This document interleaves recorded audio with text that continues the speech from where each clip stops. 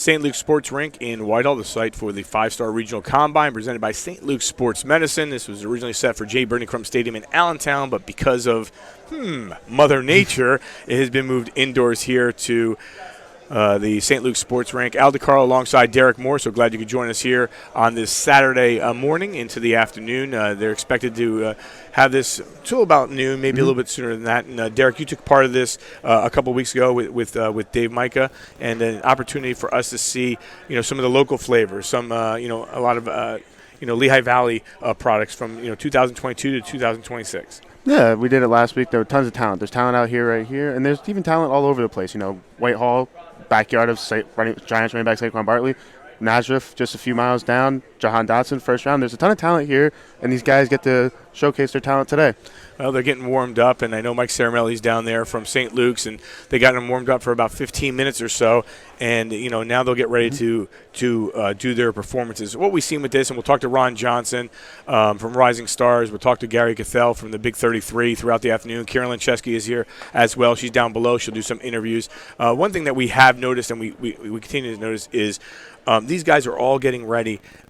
As they start, are all getting ready for an opportunity to be part of that Big 33, as they'll bring in the best of the best and have one clash right before the Saturday before the Big 33. Yeah, that's some few weeks go by, guys coming all over, and then we'll have that big clash as almost like the finale. But I'm really looking forward to it. All right, well, we're down on the field now, and we'll get you guys all underway and started. You see Ron Johnson talking to everyone. I tell you what, hats off to Ron. Hats off to everyone down there to, the last second deciding, hey, this is the right idea to make sure that we got to go indoors. Great facility here at the sports rink. Mike Bender does a great job in here as well. And, an opportunity for us to see the 40. Last year you and I and Dave, we were at the J. Bernie Crump Stadium in Allentown and got a chance to see. The big thing for us is, those numbers. And, you can see those numbers. These kids are going to be jacked up, ready to go. And I think it's an opportunity for them to see. So what you'll see in here is they're going different groups. Group 1 will be classes of 2024, 25, and 26. They'll go through the drills from now until about 9 o'clock and then get themselves a break. From now until 9 o'clock to get a break. And then, we'll go from there. But Kieran Lynch, she's down below, and she has her first report, and we'll go down to Kieran now. Kieran? Thanks, guys. What a fun morning it is here at St. Luke's Sports Rink in Whitehall, covering the 5-star football regional combine. Looking forward to a fun morning this morning, as this allows these young athletes to show off their skills. Looking forward to some interviews as we have as this combine goes on later on. So, guys, back to you.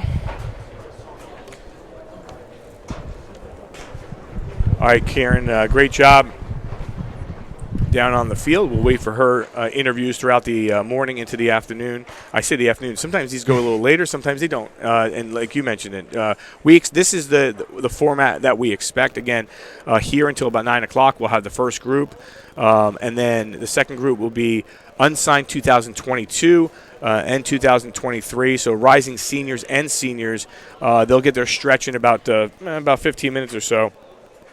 And then after that, then they will go with individual offense, individual defense, one-on-ones, two-on-twos, and they will try to end at the end with 7-on-7s.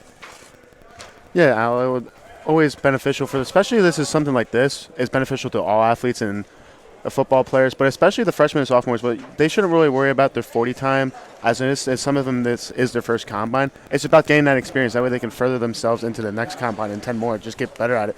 And this is a good chance for the juniors and seniors and uncommitted players to get their name out there and to continue to work on their technique and hopefully get noticed and play at the next opportunity after high school. And I did talk to Mike Caramelli before, and I'm going to make it known on the air. I want to make sure that Derek, everyone knows. I said to Mike that I'm going to, and now I'm wearing pants, by the way, but I do have my sneakers on. I'm going to go down there around 9:55 and run the 40. Oh. If any one of these players beat me in the 40, I'll buy Mike lunch. But if I beat every one of them, he'll buy me lunch. It's very simple. I ran a 4.28 yesterday. That was in the 10. So I'm figuring I'm about a 16-second 40. So that's where I feel like I'm at. So let's make sure I have that understand and people know what I'm talking about. So So what they will be working on, again, they were at Red Lion High School in York on the 23rd of April. Dave Micah and our crew and Derek were at Cumberland Valley Middle School on April 24th. They'll move on to Hempfield Area High School in Greensburg on the 21st of May, and then they'll have the Elite Showcase on the 28th at Bishop McDevitt High School in Harrisburg. That'll be the top performers of all the different combines moving their way through. Again, they'll run the 40 today. They'll run the L drill. I believe they're going to do the broad. I believe. I'm not positive. And they'll do a couple other things. As they go, we'll watch and put them in perspective. This, an opportunity here to be here at the sports rink, which is great. And, everything that we do with St. Luke's with D11sports.com, we appreciate that. And, Ron Johnson and Gary Cattell is walking on the field, and we'll get him up here in a little bit. Just gave me the wave. He wasn't waving at you. No one usually gives me the wave, like, hey, Al, it's really great to see you. I don't get that respect from you guys. But no, you're usually the one that usually reaches out to us. Usually beat us to it. So I want to thank Big 33, PSFCA, St. Luke's Sports Rink, National Preps, Rising Stars Football Academy, as they bring it through. St. Luke's Sports Medicine is the region's largest sports medicine provider, covering more than 200,000 student enrollment and 40,000 student athletes in Pennsylvania and New Jersey, covering 8 counties and providing the most comprehensive and advanced treatment for athletic injuries. St. Luke's offers athletic training, orthopedic care, physical therapy, and concussion management, plus sports performance training for individual athletes and teams. During these extraordinary times, you can trust St. Luke's Sports Medicine to provide extraordinary care. And what I didn't bring out is my laptop, which I want to grab. So again, they'll switch here, and they'll go in different positions. And the other thing is, too, is, Derek, a lot of these student athletes are used to being outside. Yeah. And I think they're doing a great job being inside. But at the same time, there is that adjustment period. Yes, some of these guys never play or never even been in or even performed on an indoor facility. So this is a little bit of a big environment change, and especially wasn't really at the last minute. They moved it a few days ago into the St. Luke's Sports Rink here in Whitehall. But definitely a bit adjustment, especially when you're running on this kind of turf and you've never been inside doing some of these drills. So. All right, so they're getting everyone situated. Gary's down there. He looks like Bill Belichick. He's just making sure everyone's in order and getting ready to go. The one cool thing is that we do have the names of all the athletes taking part. So once we see a great play, once we see a great catch or whatever it is, we'll be able to share that. And Kieran's going to be down there also trying to share some 40 times with us as they do that as well. Derek will be running at 10:30 for a glass of water. That's about it. And, we'll kind of get ready to go here. So, exciting time. Obviously, we did this last year, and it was at J. Bernie Crum Stadium. Outdoors, we're indoors here. And, interesting because football's coming up. Yeah. Not only, we got the Big 33 in Nazareth on June 16th. We'll have the McDonald's Football Classic coming up as well. It's – football's year-round, right? Yeah, it is. People, we talk about this all the time. It's an opportunity for these guys to shine. So they're lining these guys up. They're putting them in positions. I'm trying to see what Ron said, where each one is going. But we're going to try to get you the 2 screens here and put that into a position where we can get everything. Coach Mel Thomas from Allen is out there. He makes sure that everyone is situated in the right position as well. Yeah. So he's just dividing people up and getting ready to go. I think when you look at this area too, the facility is fantastic. Let's just talk about that. I mean, the facility is in great shape. Yeah, great facility. Great facility. Everything well done. Moving this into this facility due to the weather, and still enough space to perform the L drill, the 40, and multiple other drills. So on our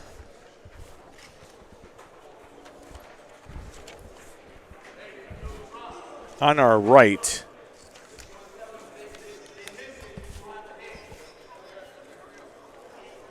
is Orion Rapin from Delaware Military Academy, offensive and defensive line, 6'2", 284.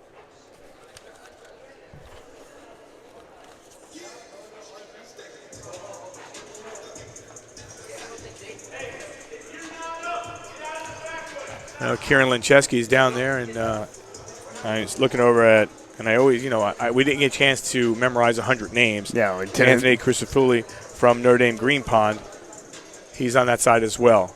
But the 40, main attraction on the far side as well as we start looking at 40 times. Again, a little process of these guys going. Definitely not as spacious as a traditional 100-yard football field, that's for sure.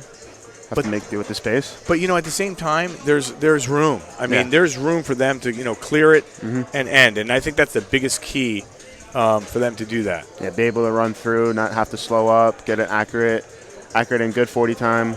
And what do they do when 2 weeks ago when they run? How many times did they run the 40? It depends on the class. They each have 2 tries. You have 2. You have the official, and then they take your best time. Last week, that's what they did. You have 2 run-throughs, and then they take your best time.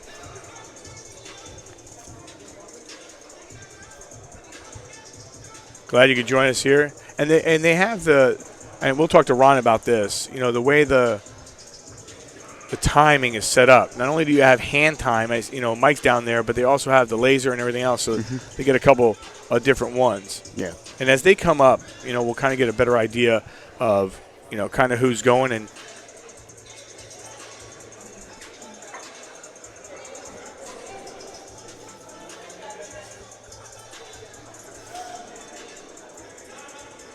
Tyler Doretti, nearby Emmaus High School. Is that correct? Mm-hmm.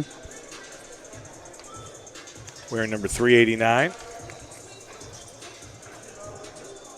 Wide receiver, cornerback, 5'7", $150. Listen, at $148, I'm going to make him $150. Okay. By the time the season starts or when he gets going, things are going to change a little bit. I can't say it enough. Again, the work that Ron puts into this and an opportunity. Is great. Yeah, Ron does a fantastic job putting these combines together, give these young athletes a good chance to get their name out there and make themselves 1% better each day. A lot goes into these combines. A lot of people give their time, and a lot of these coaches come out. It's not good on them to make these events possible. That was Kai Jefferson rushing, 5'7", 125-pound, 2026 wide receiver safety from William Allen. He's wearing number 22.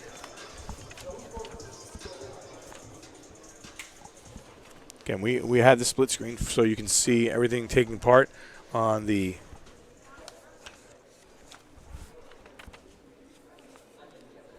far right, your left, right? The way it's looking on here.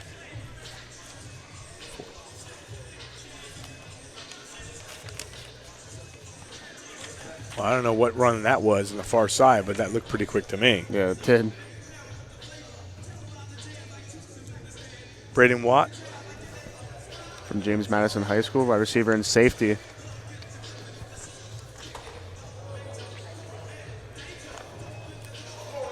Mario Landino, 6'3", 220-pounder from Emmaus High School, is on your left side. He's wearing number 494. Defensive lineman. First up there is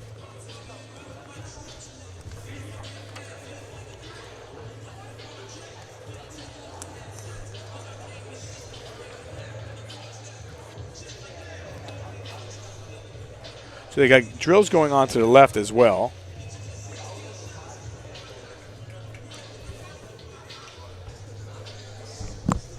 Multiple drills going on at the same time as another 40 runner goes down 386, excuse me. Zion Stokes, Allen High School, wide receiver and safety.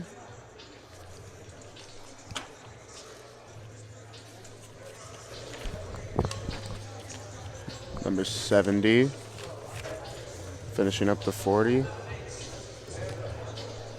Jordan Asplin, Easton Area High School, wide receiver and cornerback. Again, we're going to bring these guys up. We're going to be able to talk to them a little bit and get their opportunity to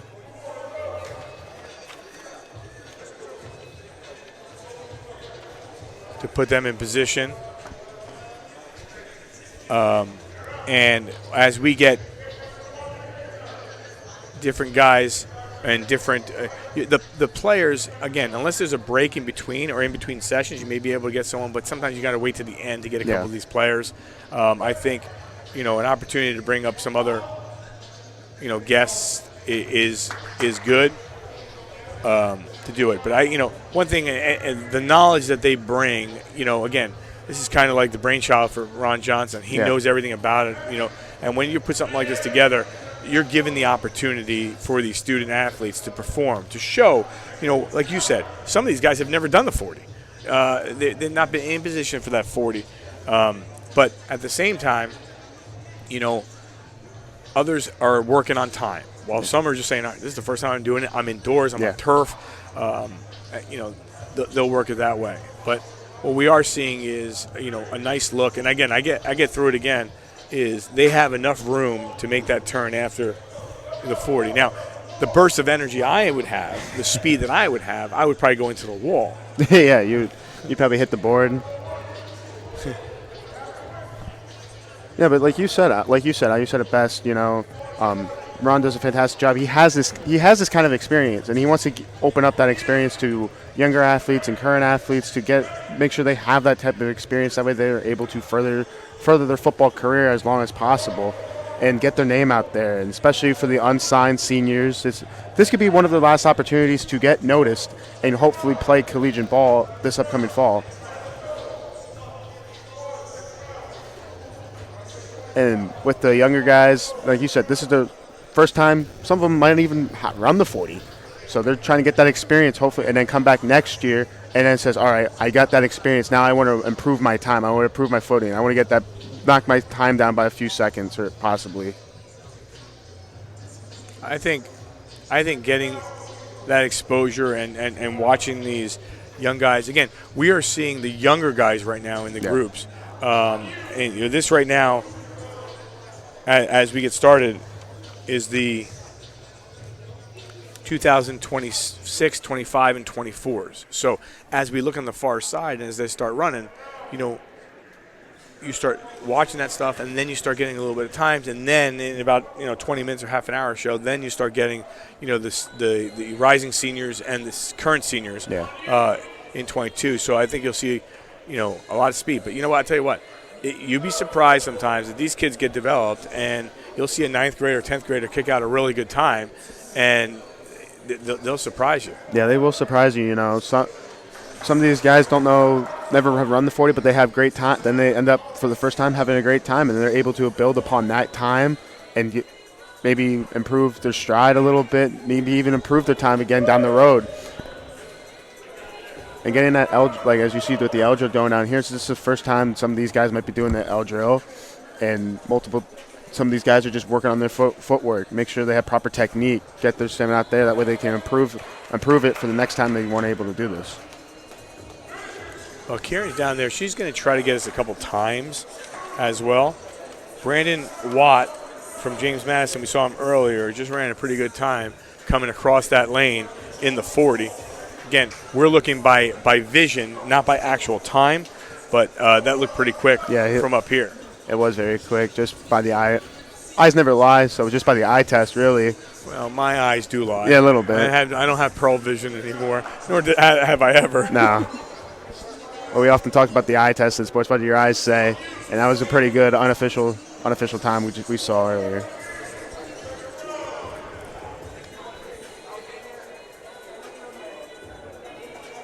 All right, so some numbers for you.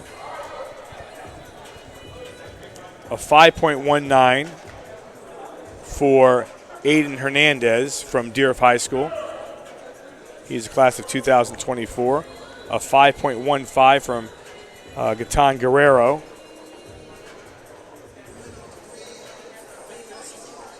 From Lehigh Valley Academy. He is a class of 2025.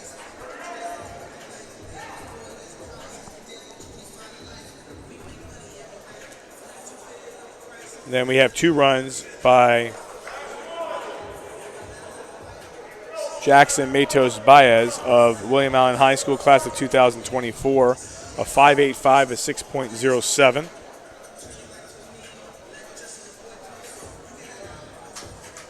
Deshaun Shaw from Allen, class of 2024, with a 5.12. So you start seeing the time. So we're in the fives. Yeah. That's where we're at right now.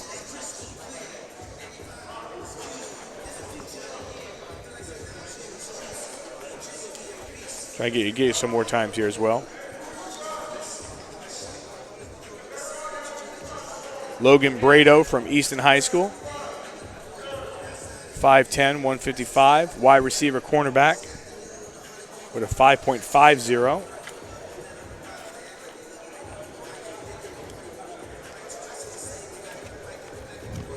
Zion Stokes from Allen High School with a 5.21. And we have our first four.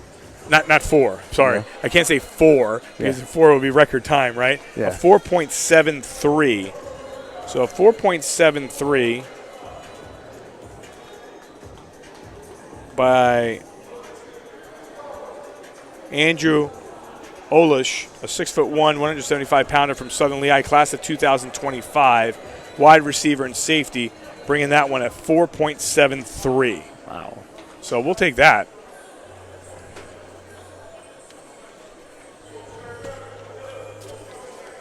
Glad you could join us here at the St. Luke Sports Rink.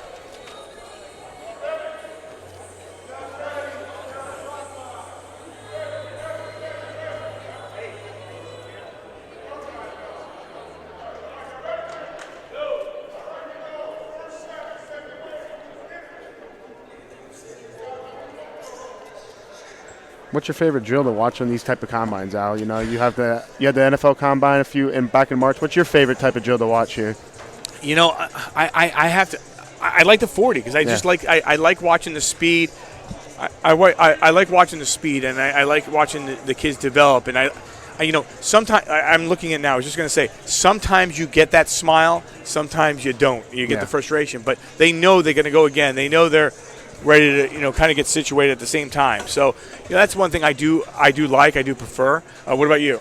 My favorite type of drill, you know, obviously I love the one-on-ones and obviously the 7-on-7s. Who doesn't like to watch skill position on skill position, you know? But I do I love the 40 because, you know, football, speed kills, you know. If you're leaving stuff like, you know, that's the old saying. I love the speed. I love these guys running their time and improving their time. So I would have to agree with you on the 40. I love watching the 40.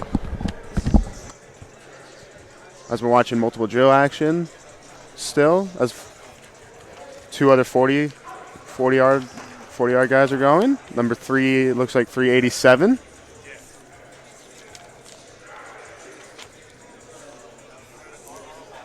Brian Tobin, Southern Lehigh, tight end defensive lineman with a pretty quick time. As the L drill action continues down at the bottom right of your screen. 436 running the 40.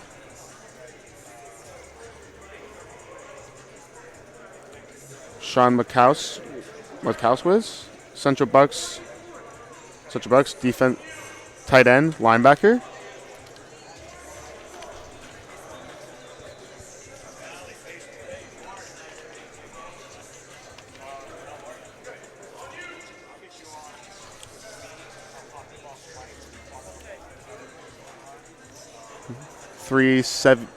Number 72. Got a quarterback running the 40. Matthew Spino, DRF High School quarterback and cornerback. As the L drill, first group of L drill players wrap up.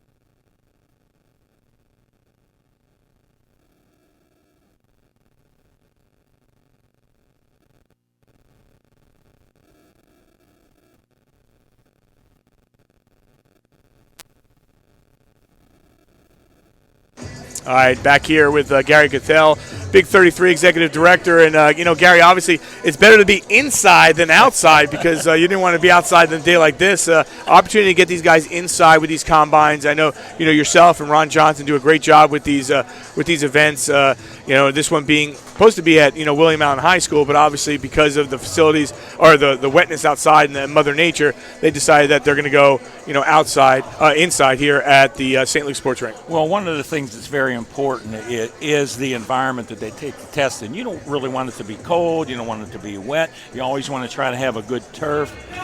We're very fortunate out here that you guys have this facility out here, and it can accommodate the number of kids that we have coming through today. But it seems like right now everything started off real good. Got some nice-looking kids down there. Pretty excited about the way things are going so far today. We had a lot of fives in the smaller group. But we did get a 4 in there. A couple 4s. I said originally to Derek, I said, "Hey, we got a 4." I go, "No, not an actual 4, a 4.73. Big difference between a 4 and a 4.73." Let's talk about weeks leading up. Obviously, the Big 33 is right around the corner. Hard to believe because you guys work year round for this. Right. But it's here. It's one of our monikers. It's more than just a game. It's more than just one game now. So at the end of the month, we moved the game to May, the end of May, mainly to try to see if we can still snatch some of the pretty good kids that are out there before they leave to go to report to their school. But we've been working hard all year long. We feel like we're very, very excited to be able to get everything back. Last year we were still under the COVID restrictions. We had our 3 games, our 2 East-West, big school, small school, and then our Big 33 game, but that was basically it. So this year we're back to normal. We're bringing the players in on the 26th Thursday. They start going. We have different activities. We have pep rallies. We have honors nights. We've taken them to the hospital to meet the veterans. A lot of things going on.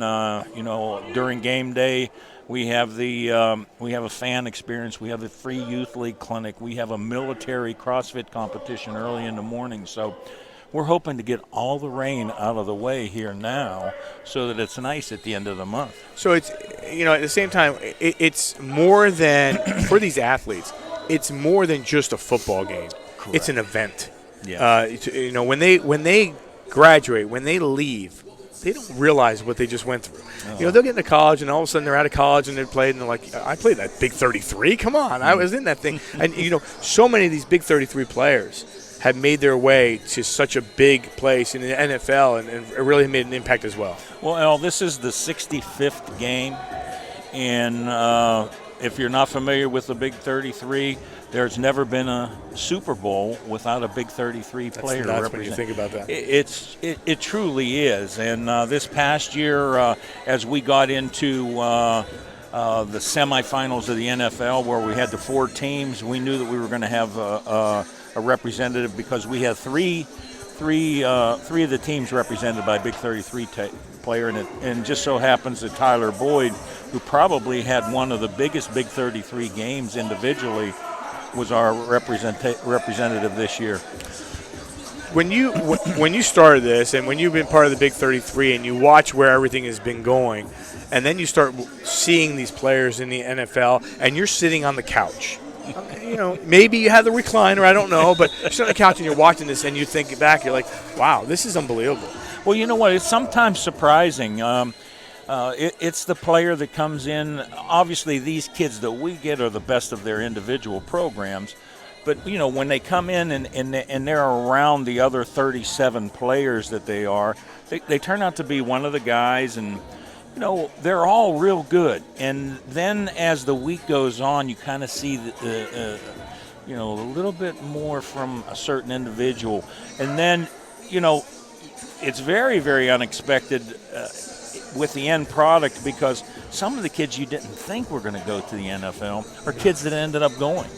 They were the ones that came to the game. They were good, hard workers. They were great kids. And some of the real big blue chippers, they had a great college career and but didn't go any further. So it really is neat.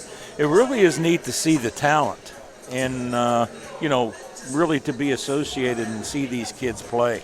When you watch a combine like this, again, we're indoors a little bit different, but what's your favorite part of the combine? Is it the 7-on-7? Is it the 1-on-1s? Is it the 2-on-2s? Is it the 40? Is it the what do you like? Or do you, I know you're kind of a football guy, so you're like, well, Al, I like everything. But is there something that, jumps at you? No, Al, you know what?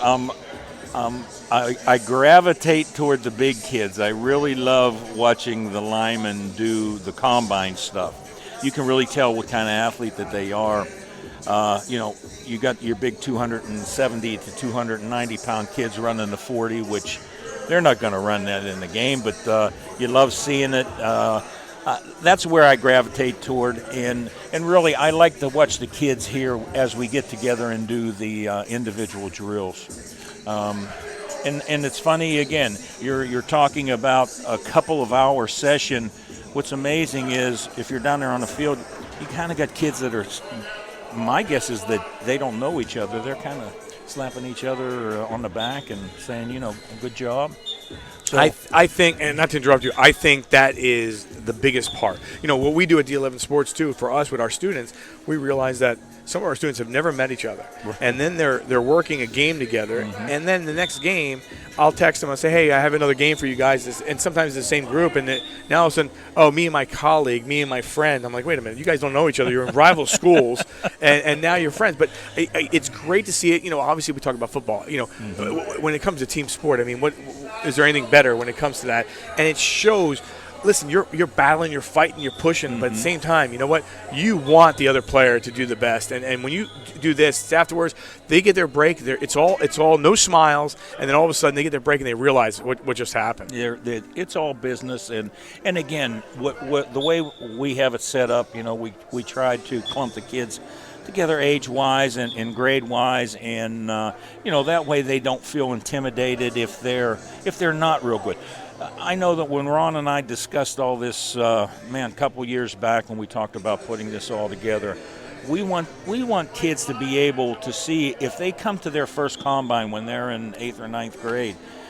We would love to see them progress over the 4 years, and they have the ability with the way we keep our statistics and things like that to see how they can grow, and also to see what other kids are doing so that they know that they can work and get better. How important is what you just said, their timing? Like you said, an 8th grader comes over here, you're not expecting the kid to do much, but then you get an 8th, 9th grader, all of a sudden you see something, you're like, wait a minute. And have you seen that in the past in any of these that you say, whoa, that's a sophomore and he's really lighting it up? Yes. To answer just blatantly, yes. I know that we also had discussion, a new element that we brought particularly to the 40. You got kids who are running the 40 maybe for the first time in a combine situation.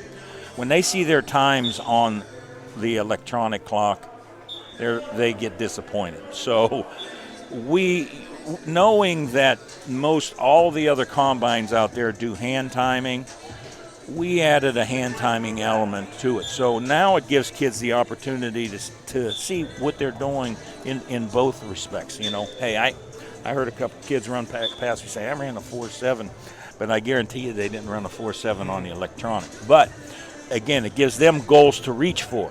It gives them very, very much goals to reach for, because when they watch the combine on TV, they're being timed electronically, and they know what they got to get to. So it was a nice little touch that Ron and I felt was important to do, especially on the 40. And I think that kids are going to be more excited that they're running times that are comparable to times that they run when they're at home and their coaches are timing it. Now you got here a little late. You got here right around 8-ish. Sure. I was here at 4:30 in the morning, and I was running a 4.38. I did it about 5-6 times, so I was consistent with the clock, with everything on there. I was even using the scoreboard clock. You didn't pull a hammy or anything? No hammy. I'm good. So, but here with Gary Cathell. From the Big 33 Executive Director, joining us up top. Obviously getting an opportunity to see a bunch of these students. One thing I talked to Ron about was, and we did this last year at J. Bernie Crum Stadium, is, when you can't see the numbers or you're not sure of the numbers, you want to give these kids credit, right? And I know every parent, there's 489, there's 435. They have a list, right? Which actually, I just mentioned, I'm going to post some of this stuff on our website, so then they can match the numbers with that and who the player is. But at the same time, what Ron did for us this year is he went alphabetical order. Again, I'm a broadcaster. We got our students. We know if I see Al DiCarlo and Gary, but I don't see numbers. I don't know who's who. Right. But it's an alphabetical order. I see 357. I know 357 is a kid from, Chase Fada from Emmaus. That's awesome. And that's a good thing to give them the credit. And again, something they'll see forever. Right. They'll go back and they'll say, oh my gosh, 2022 I did this combine inside this rink, and now I'm playing in the NFL. Let's go back to that. They won't give us any credit, but let's go back to that. Well, you know what? We would love to give you guys as much credit as we can. We really appreciate you coming out here and doing this with us each year.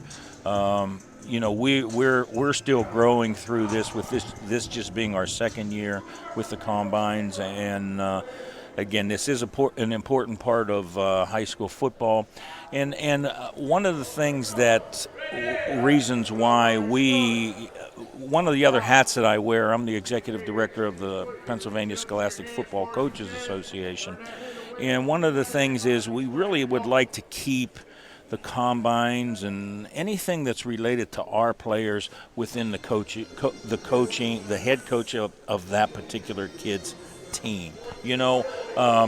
Keep it with the coaches. There's a lot of groups out there that are not in it for the right reasons, in terms of getting money from kids and players. So it's important to us that we do what we can.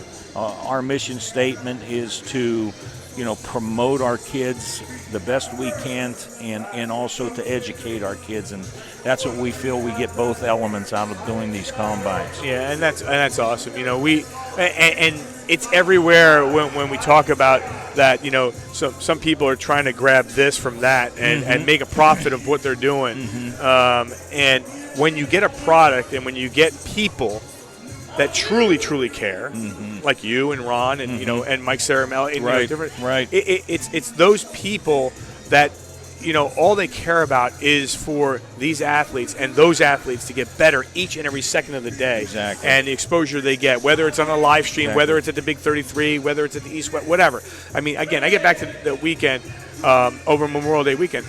It's just a great opportunity, not only for the student athletes that participate, but the fans that go there, because you'll get a crowd, and you'll get a big crowd. Yeah. I mean, even with that COVID, you guys got yourself, I think 6,000-7,000, right? Well, last year we were technically under restrictions, and we weren't allowed to have more than 4,800 in the stadium. It just so happened that on Memorial Day last year was the day that all of the requirements were lifted. The school district kind of didn't want to lift the restrictions, but they kind of backed off with the people that did walk up, and you're right, we did have close to 6,000. That's awesome. For that game. So we're excited. We remember the years that the Big 33 game was over at Hershey, and there was 20,000 people over there, and obviously things have changed a little bit, but now we're in smaller venues, and the venues are full, and it really feels like a playoff atmosphere when the stands are full. So we're hoping one day maybe to get up there to that 20,000 range, but as of right now, we're going to take what we got. Before I let you go back down and run the 40 yourself, because Ron's got you on the clock about 9:05. Anything else that you want to add, whether it's people watching or for the Big 33, anything that you want to add that people want to know about that weekend or the combines in general? First of all, anybody wants any information about all of our events that go on throughout the year, they can go to our website at www.big33.org. It talks about not only the Big 33 weekend and all the events associated around it, our East-West games, but, we have information about our clinics. We have information about our Hall of Fame inductions that are going to go on during the Big 33 weekend. Youth camp sign up. We have information about our cheerleaders and our buddies and our host families that are all big parts of our events. And listen, if anybody can get to the Harrisburg area, particularly Bishop McDivitt Field, the weekend of the Big 33, I think they'll have a great time, and hopefully that they make plans every year to come out during that holiday weekend just to be part of what we're saying is a Pennsylvania high school football weekend. Awesome to have you up here. Go enjoy the rest of the time downstairs. Nice seeing you. Thank you, my friend. Good to see you. Thank you. Right, take care. That's Gary Cattell here from the Big 33. And he will go down. We'll pop up Ron in a little bit. Mike Saramelli, Kieran Lynch is going to be interviewing some players and some athletes as well. We're at the St. Luke Sports Rink in Whitehall for the 5-Star Regional Combine, presented here by St. Luke Sports Medicine. Originally set for J. Brendan Crump Stadium in Allentown, moved indoors here. And, Gary Cattell, I mean, he can really give you the information. Again, when you're the executive director of, FCA and Big 33, you know exactly what this is all about. And the weekend of Memorial Day is going to be fantastic. Yeah, the weekend of Memorial Day going into that one of those final weekends of these combines is going to be fantastic. The best of cross Pennsylvania and the Big 33 is going to be very exciting to watch of the final weeks. Some of the best of the best from here, the best from Cumberland Valley, the best from Red Lion from the previous weeks, all at one big venue. It's going to be very exciting to watch. Well, I got some more times in there as the second group is here warming up, if I'm not mistaken. I was doing the interview, so we'll get some of those times. But, Kieran doing a good job down on the floor. Again, one thing, and Derek, you've been doing this now a while. You're getting used to it. You're getting so much more comfortable in what you're doing. But what people don't realize behind the scenes that we do is, okay, so Kieran's down there. Like, well, I saw one report from Kieran, but Kieran's running around. Yeah. She's writing down time. She's taking pictures. She's sending them up here. It's all the behind-the-scenes stuff that no one realizes what a reporter does. Have you learned that? Yeah, obviously. Preparation. Yeah, the preparation, the nights going into, even games, You're doing notes. You're getting yourself prepared. You're getting rosters. You're getting name pronunciations, numbers, stuff like that. No one sees that behind the scenes. We don't just, you never just show up and do a game. There's work you put in, sometimes even days before a game, not even weeks. Stuff like this, that's behind the scenes stuff that is not as simple. You don't have all the information. Sometimes you get the information as you go. That's so nobody sees that aspect of reporting, No, and that's something that we've been saying there for a while. I'm going to get you some times from the second groups as we're watching some events going on. I don't know if I had them all. I had a 5.01. I have to get my sheet out, sorry. Actually, Derek, you have the sheet. So what I'll do is I'll give you the time and the number. You give me the person. How's that? That sounds good. Number 95. Number 95. 5.01. That's Julian Diaz, William Allen High School, offensive line and defensive line. Class of 2026. Number 99. That is Akir Dixon, Deerf High School, class of 2026, quarterback and safety. 5.19. And number 354. 354. With a I believe it was 18. That's Sam Lugo, class of 2023, Deerf High School, offensive line and defensive line. Okay, give me a couple more. All right, number 430. 430. He ran a 4.75. That is Fulajay, Southern Lehigh, offensive line and defensive line. Okay, and then number 423, which I'm not sure if we have 423 listed. We don't. There's a couple that we didn't have listed. We do not have 423. How about 204? 204. That one's not listed as well. Nope. Okay. So a couple of the, I think the line, we got a 4.84 run, and number 494. 494. Mario Landino, Emmaus High School, class of 2024, defensive lineman. A 4.89.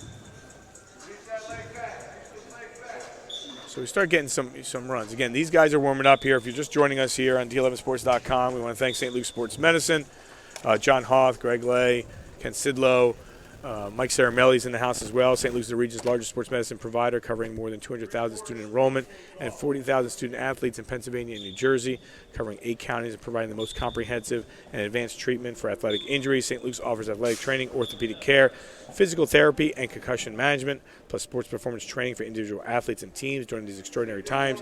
You can trust St. Luke's Sports Medicine to provide extraordinary care. We had Gary Cathell from the Big 33 with us. We expect to hear from Ron Johnson. We'll try to get also Mike Ceramelli at some point, Melvin Thomas, the Allen football coach. I have a cough button and I forgot to push it. Happens. But, yeah, it happens. It does. So these guys are ready. So, obviously, as they're running through and warming up, not a time to get Kieran to do any interviews because they will run into her. I think even if she's standing there, they would run into her. So, Yep. Again, glad you could join us. We had the 2000 and the younger groups, obviously Big 33, and talking about it is over that Memorial Day weekend. They'll get started on Thursday. Then they'll go Saturday with a couple of the games, and then, the Big 33 Classic. How about every Super Bowl? I mean, isn't that amazing when you look at that? Yeah. That there's been a Big 33 representative. Have some sort of capacity in the Super Bowl. That is pretty incredible. He was talking about Tyler Boyd, and had one of the biggest games in the Big 33 and, obviously excelling at the same time and doing certain things. I think this is the time we probably can get Ron up here, but I don't see Ron. I will check on that. Tyler Boyd also doing very well at the professional level.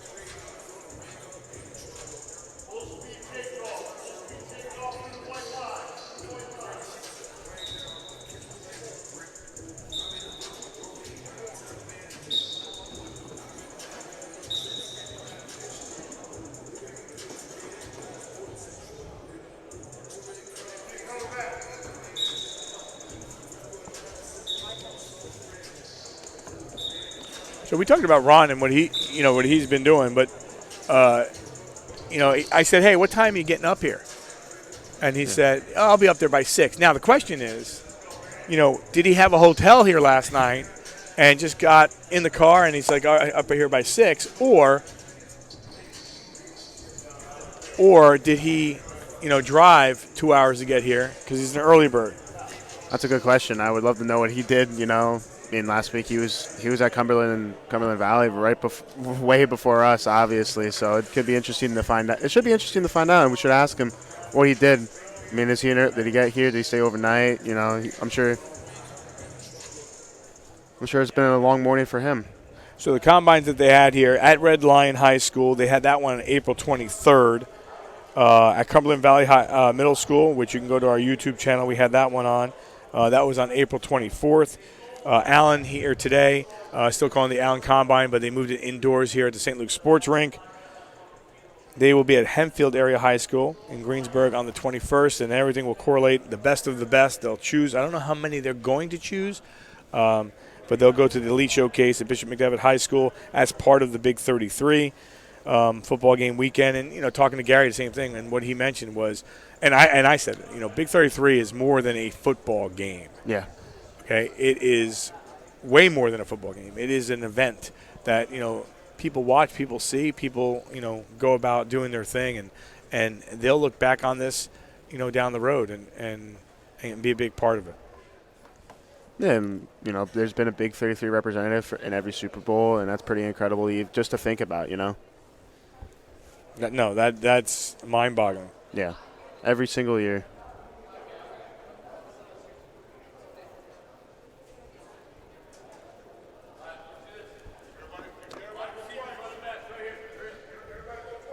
So Mike Ceramelli directing traffic. I could catch. He said wide receivers And running backs. I can run. Yep. Can I get down there? Can you run the complete route tree?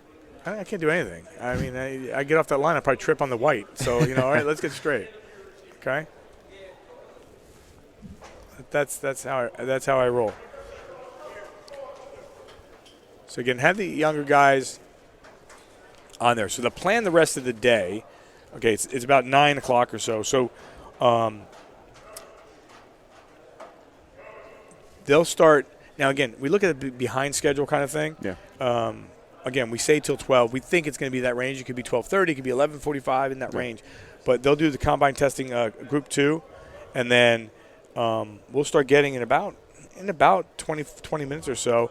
We'll get individual offense, individual defense, followed by 1-on-1s, 2-on-2s, and then some 7-on-7s at the end. I just think, what have you noticed differently indoors versus outdoors, or have you noticed anything differently? Obviously, the structure is the same as last week. Obviously they're condensing into a smaller playing field right now. But I've kind of noticed it's been pretty much the same thing as much as last week. A lot of players coming out, showing off their skill sets, running it, and proving themselves individually. But for the most part, it's pretty much been the same thing as I expected from last week. Just with different players from different schools and different coaches running the show now. You have the William Allen football coaching staff running the show, St. Luke's people here too, and guys that are helping out Ron and the Big 33 put together this combine. So we saw it sometimes, a couple times in the 40, in the fours, and then we'll go from there and see kind of the bigger group and what we get. Absolutely. As they get situated here and get ready to do their 40 to see, and it's great to have, Mel here from Allen, the head coach, and his staff to be a part of this. And, we've been in some Zoom calls, and he is all about the game and helping these kids. And that's the same thing we talked about. When you have people that believe, it's more than just, it's a combine. Oh, you're going there. Yeah. Oh, you're doing this. It's not that. It's more of you're trying to teach them. You're trying to give them that perspective of what it's all about. And I think that's the biggest thing is there's more that meets the eye. You mentioned it 3 times already. Those 8th graders, 9th graders have never seen this field before, have never seen a time before. They're looking and they're like, all right, what do I do? That's the 8th grader or 9th grade that eventually is going to be in 10th, 11th, say, man, you remember when I ran a 6.21 and now I'm running a 4.83 or whatever? What did I do? Well, I did some speed training. I did this, and I worked at it, and I worked my butt off. It doesn't come simple. I mean, it comes simple for me and you, for when we run, because we run in our head and we can make our own times up. Yep. Well, like you said it good with Mel. Last year when we were at JBC and at Allen for the combine, Mel was and doing the sidelines. What Kieran is doing right now, he's a very passionate person. He's always been vocal, not even with just like his players. Like you have a lot of William Allen football players here. He's coaching up every single one of these guys. He's giving them feedback. He's getting in their ear. He's yelling, run through, full speed. Stuff like that. Very passionate dude, and it's good to have that type of coach and that type of person doing a combine like this. 100%. So looking at some, if you want to grab some numbers here on a drill, we can grab them. You got better vision than I do.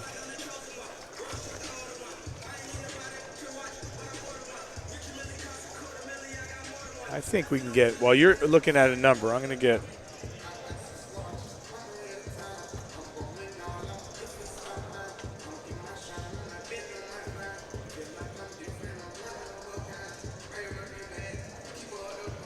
We're here at the St. Luke Sports Rink in Whitehall, PA, D11sports.com. Glad you could join us.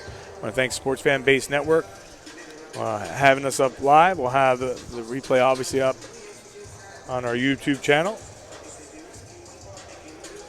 Kevin Conley pushing the right buttons.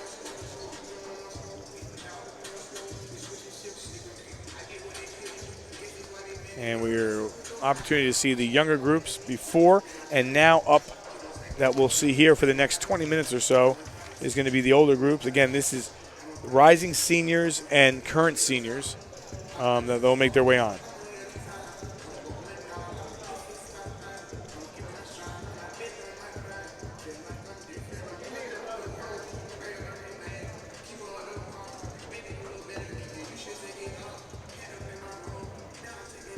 Marcus Morales running a 4.89. His second time. Running a shaving half a second off.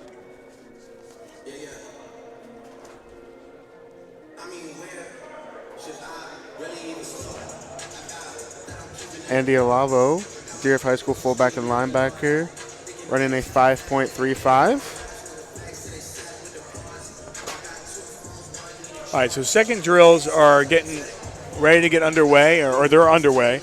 Again, they also have a youth clinic. One thing that Gary mentioned is Big 33 Youth Clinic, ages 5 to 13. You imagine as a 5-year-old, I know my son's going to be 11 on Monday, by the way. Happy birthday, Giovanni, early, since I can throw that out there. And my daughter actually is going to be 20 on Monday as well, so happy birthday to Samantha. Anyway, imagine being a 5 to 13-year-old and being able to take part in a classic like that. 5 year, it's good to have this at this kind of level, but even putting that down, even at that age group, and giving them that kind of experience, being around, former collegiate athletes, professional football players, stuff like that, giving that experience, is very good on the Rising Stars Football Academy to not only just do this at the high school level, but the younger level as well. We just saw the first run of someone that we have seen on D11 Sports, and that's Jake Fada from Emmaus in 2023. A quarterback and safety, and he just ran wearing number 102. So we'll start getting some of these times of, again, the older kids, the older student athletes, and obviously you and I from up here can tell. I mean, there's the difference in that speed coming down there and making their way through and moving forward. Absolutely.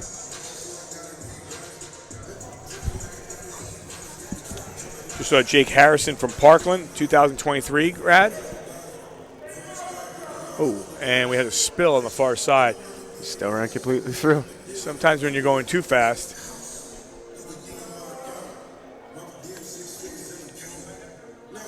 You mentioned earlier, Al, doing these combine football seasons year-round. Before you know it, less than 100 days, Dave Michael will do his 100-day countdown to kickoff, Before you know it, a few Fridays, 3 months from now, before you know it, it's first Friday, it's opening weekend, opening up Friday Night Lights for the season. I'll be here before you know it. Some of these, in a few late end of July, these guys will be in training camp, getting ready for the season.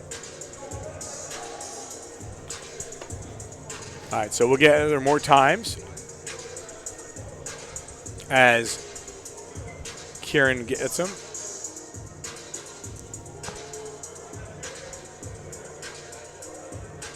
Wallenpaupack Area High School just ran there. He's wearing number 356, Andrew Magistro, wide receiver and cornerback, class of 2023.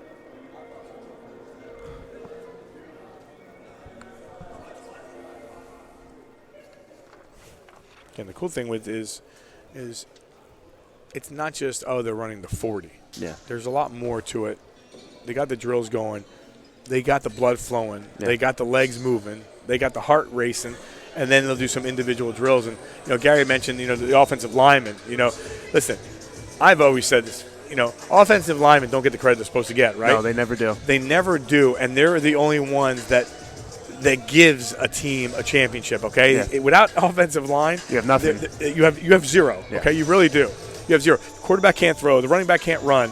You have zero, okay? You can't let your plays develop. Yeah, we defense wins championships, but if you don't have an offensive line, you don't. And those are the guys that are doing the work each and every time. And I love watching those drills because I think, you see, really guys go at it. I don't care if it's at the Pee Wee level. I don't care if it's at the high school level, the collegiate level, the pro level. Those guys are worth every penny to watch them. Oh yeah, you see it. There's a reason why offensive linemen are selected so high in the draft, and there's such emphasis put on those because and that's something that always travels well. You can have you can draft all the skill position players you want. You can have all that talent, but you know what travels well in football games, especially playoff games, in that colder weather, is offense and defensive line. And if you have that, you always have a chance up front. That's why the Giants have no chance. But now they finally drafted an offensive lineman and a defensive lineman and maybe something. And two of those guys, I think, are the best of their position in that draft. Yeah. So we'll see. I mean, a guy like Daniel Jones, if he's going to be great, you'll know this year. Yeah, you will know if he's not going to be great, you'll know this year. Yep. Because they finally put those people that they need in front of them. All right, let's take a look at the far side.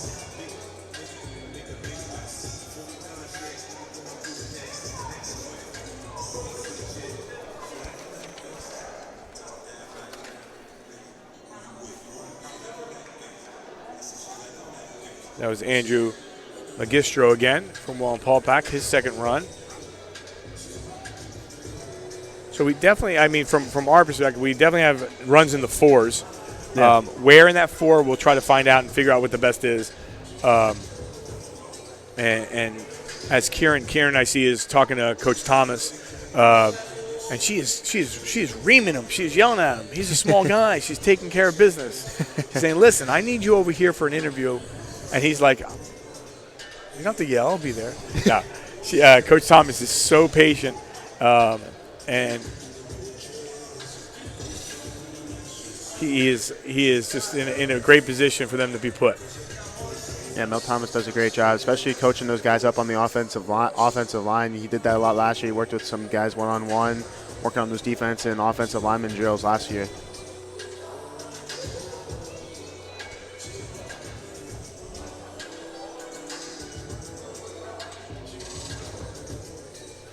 Great job by our camera guys going back and forth, trying to get you the perspectives, with the 40s. We'll try to get it from Kieran.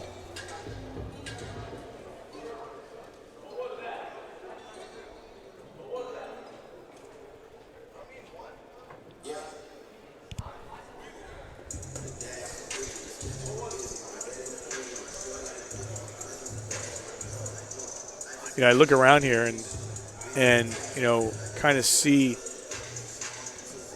these kids, and you got some parents watching at the same time. Yeah.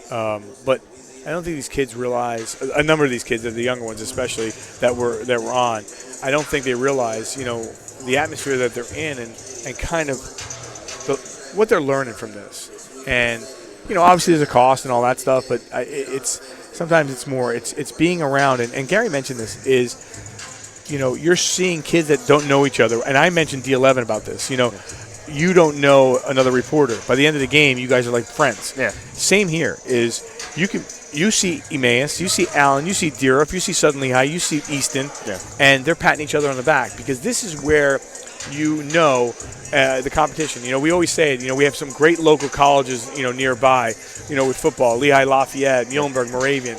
And, especially Muhlenberg and Moravian, you see a lot of kids from Lehigh Valley going there. And, they were rivals all through high school. And now they're best friends in college. And like, wait a minute, you went to Wilson, I went to Notre Dame. I'm not friends with you, but yes, I am. And it's more than just the game. It's an opportunity for us to be there and see those guys doing what they have to do. So I think that's the best perspective that we can bring in what we see from up here. And doing games. You give those athletes, the opportunity to take it all in. And I think they're all taking it all in. Gary Cattell taking it all in. He's taking photos down there. Again, he's in charge of this event with Ron, but at the same time when he's doing this, he's realizing this is great, because he's probably not used to being indoors. It's outside. No, he's probably not. Like you said earlier, sometimes he's down there. He's getting his Bill Belichick on, almost like doing his scouting, still watching what's going on with these athletes right now. You mentioned like the rivalries and like guys. Some of them, Notre Dame and Wilson, big rivals. Now they're here helping each other get better, encouraging one another, having each other's backs. Saying good job, patting each other in the back. Something you probably wouldn't see on the playing field come this fall, but here everybody's almost a teammate. That's it. That's what it's about. I mean, and I said, football is teammates. Football is, a brotherhood and being together. You can't win a game yourself. No, you can't. You can't. When we say it's a team sport, it's a team sport. I'm looking at the right side. I'm going to, I believe we have that drill. We have both drills on, one on the left, one on the right. What do we got going on here? We are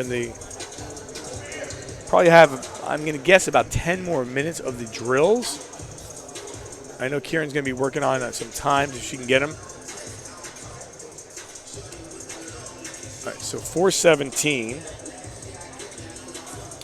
is Andrew Olish of Southern Lehigh. What I'm going to try to do at some point is, and I'm going to verify we're allowed to do this first, I'd like to post the rosters online on D11 Sports, so when people are watching it, they can actually see who those numbers are. But again, when your son or daughter left, or your nephew or your grandson left, he goes, hey, I'm wearing number 365. You know that. So when you look, you could see it.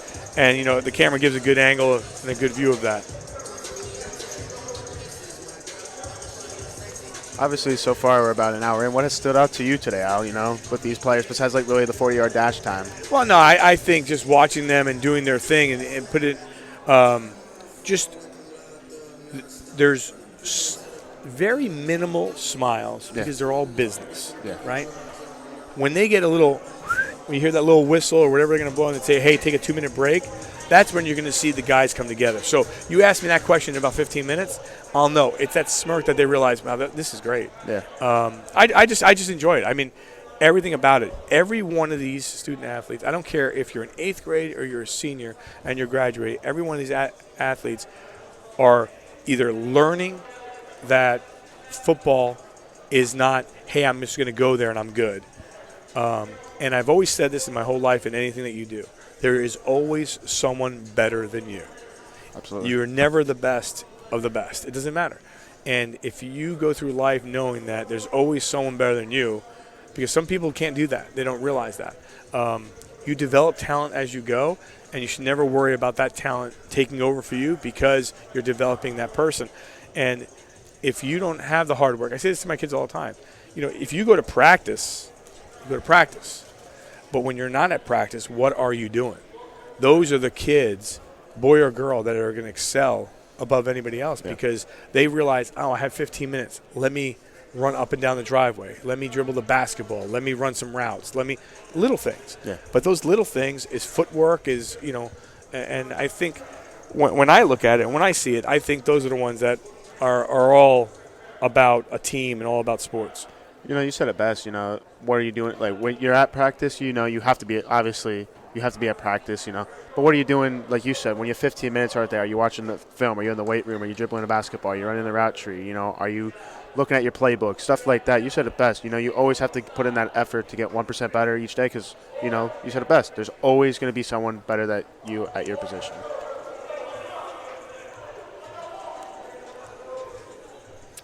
All right, I'm going to try to get some more times. Kieran working there, so we will ready to go.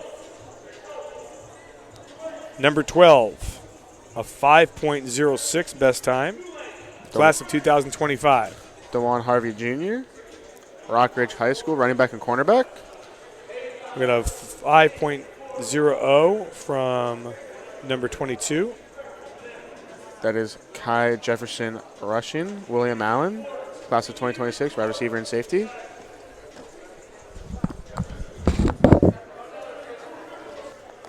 As there's more drill action underway, we see the multiple drills. L-drill action. 348 down there, doing some back and forth. That is Evan Owan Menzies, Charter School of Wilmington, fullback and linebacker.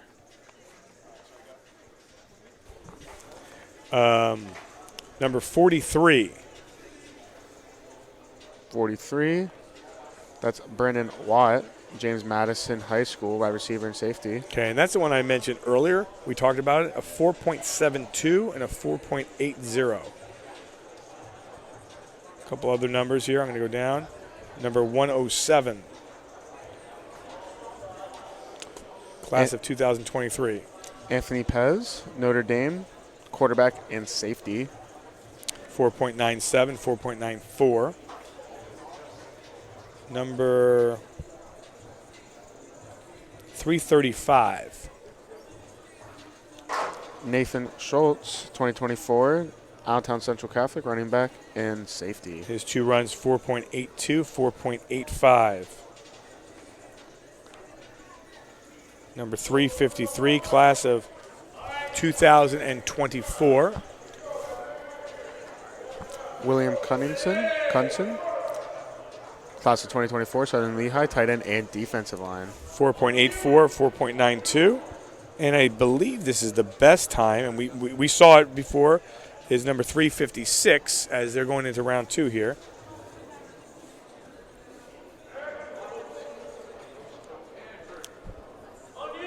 .356, that's Andrew Magusto, Walnut Pack Area High School. Wide receiver and cornerback. Yep, 4.55 and a 4.96. And one more I'll give you at 365. I think that was in Draco. 4.72 and a 4.78 and a 4.72 for number 365. Yeah, Mitchell and Draco from Southern Lehigh, fullback and defensive line.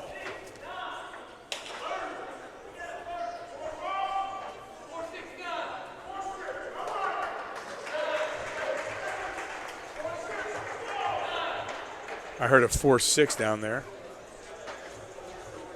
That would be our best time, I would believe. Well, I just had a 4.55. So we'll look at some of these runs, and then we'll kind of give you a better idea. This guy's moving. 194.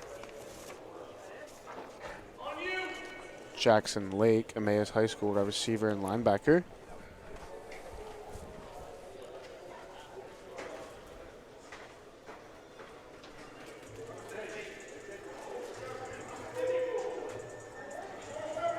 I actually can start hearing them from here. That was a 4.78. I'm actually going to go, even with the headphones on, I'm starting to hear. Yeah. Yep.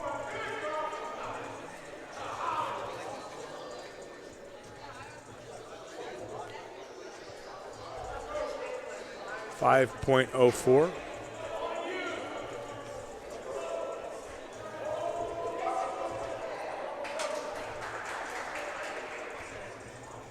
It is amazing watching Mike Caramelli from here. That was in the 5s. 5'6". If you watch Mike on this one, he watches the runner take off, and then he does not look at the runner until he clears. Take a look. He is watching him clear, and now. Good observation with that. You know, you want to get, because they're doing timings, you know, two different ways, so you get two different numbers. Again, student athletes want to hear their numbers, and then they'll get another number as well.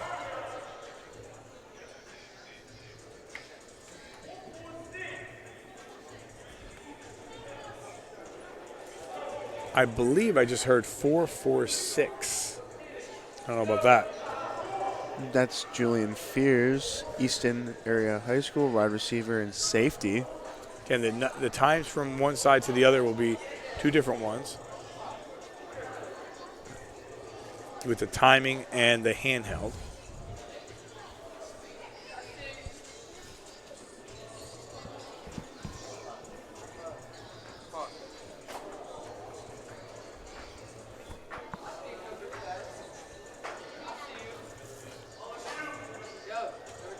That was Antonio Iannetta from Wallenpaupack High School.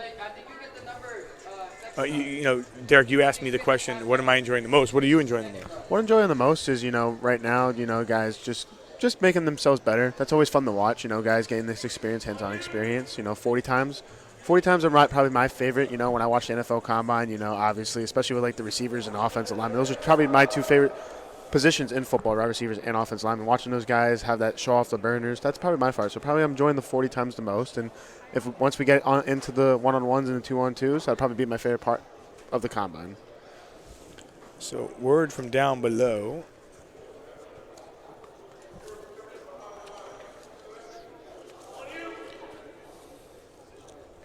Number 83, Kai Bullock, who we know really has wheels from Parkland. We saw him in action last year against Easton.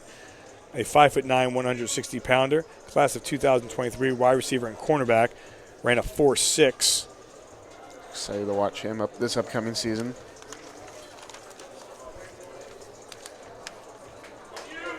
And Connor Hillig of Valley View, a 5'9", 170-pounder, class of 2023, running back and cornerback with a 4.5. Wow.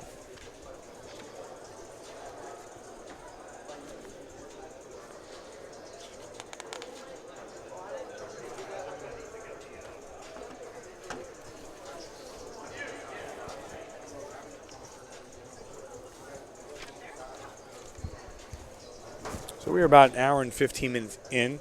So let's go till about 11:30. Again, the drills, they'll start. They're finishing up drills here, and then they'll start getting into the other part. Again, the Big 33 weekend will be on Memorial Day weekend, and they will have a bunch of events going on. But this is only the third of 5 combines. Remember last year when we did the combine, it was also rain that they had to postpone it a week.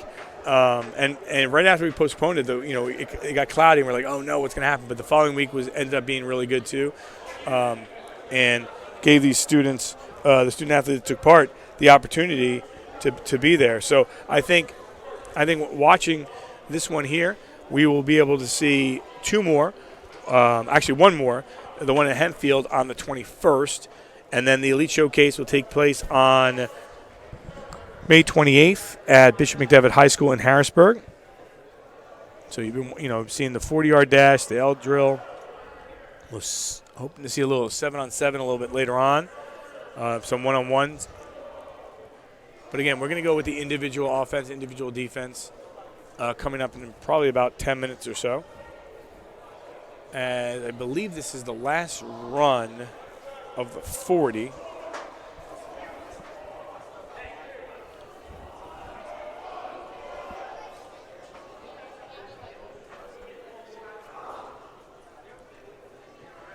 I think so. You know what?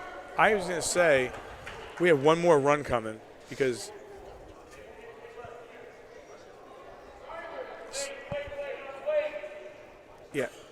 they're going to I'm watching Mike, and what I'm noticing is he saw a couple of players that he says, hey, if you have another one in you, he wants to see one more time because I think he's seeing some numbers he kind of likes and he just wants to make sure. But, these guys, you're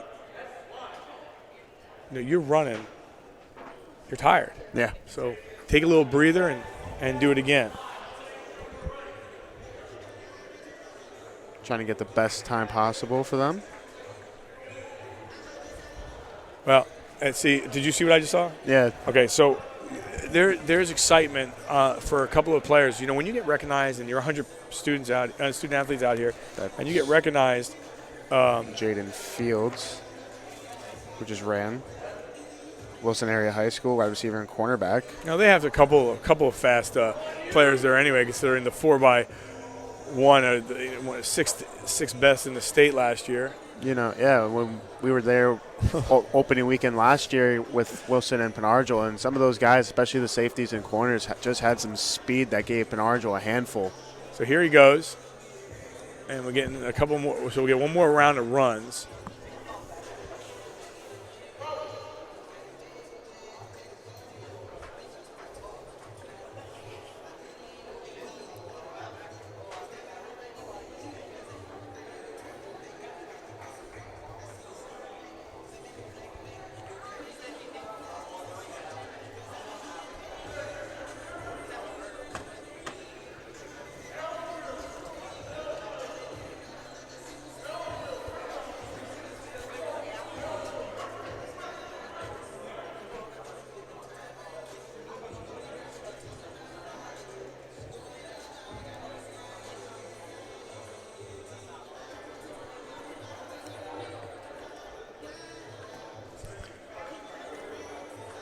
So we'll start bringing some guys up here.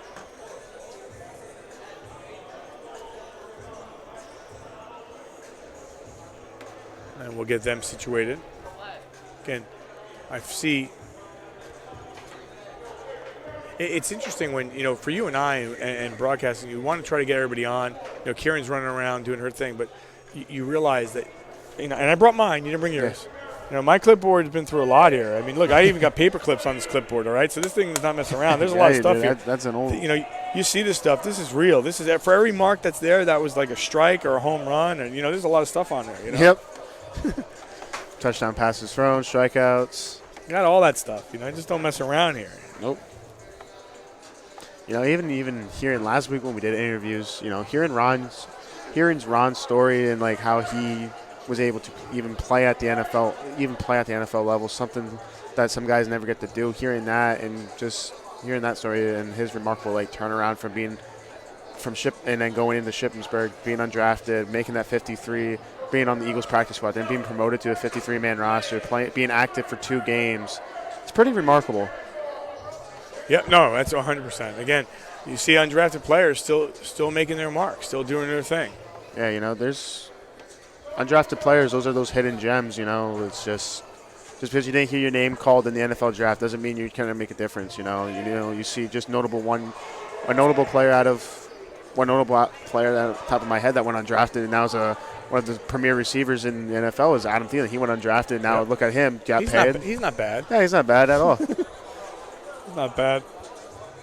And especially a PA, an East Coast person, Corey Clement, Super Bowl champion, had a big performance in the Super Bowl a few years ago, went undrafted, made his mark. So you don't know whenever you're going to get that opportunity. It's just when you make of that opportunity.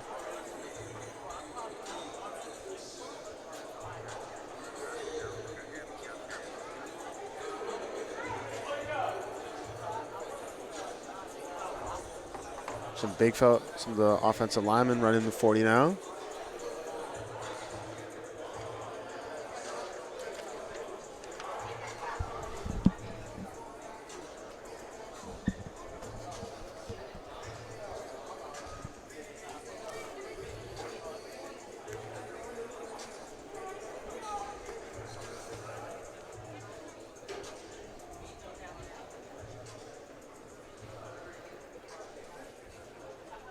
Yeah, I'm looking at this. I guess I keep looking at my watch, but there's a time right on the scoreboard right in front of us, and I haven't seen it because I thought that was the time like in the quarter or something like that. So.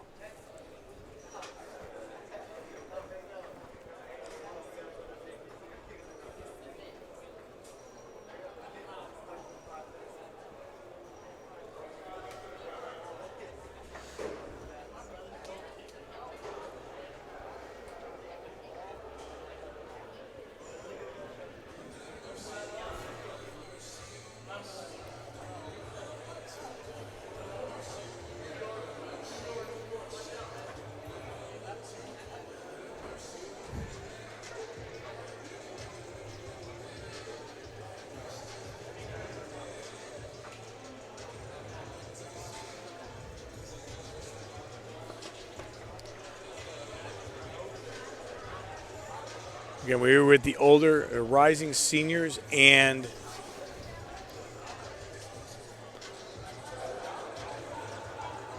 some still class of 2022s. As a college guy that didn't see him, we'll get a better look.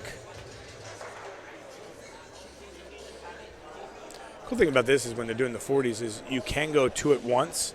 They're not putting them simultaneous. Yeah.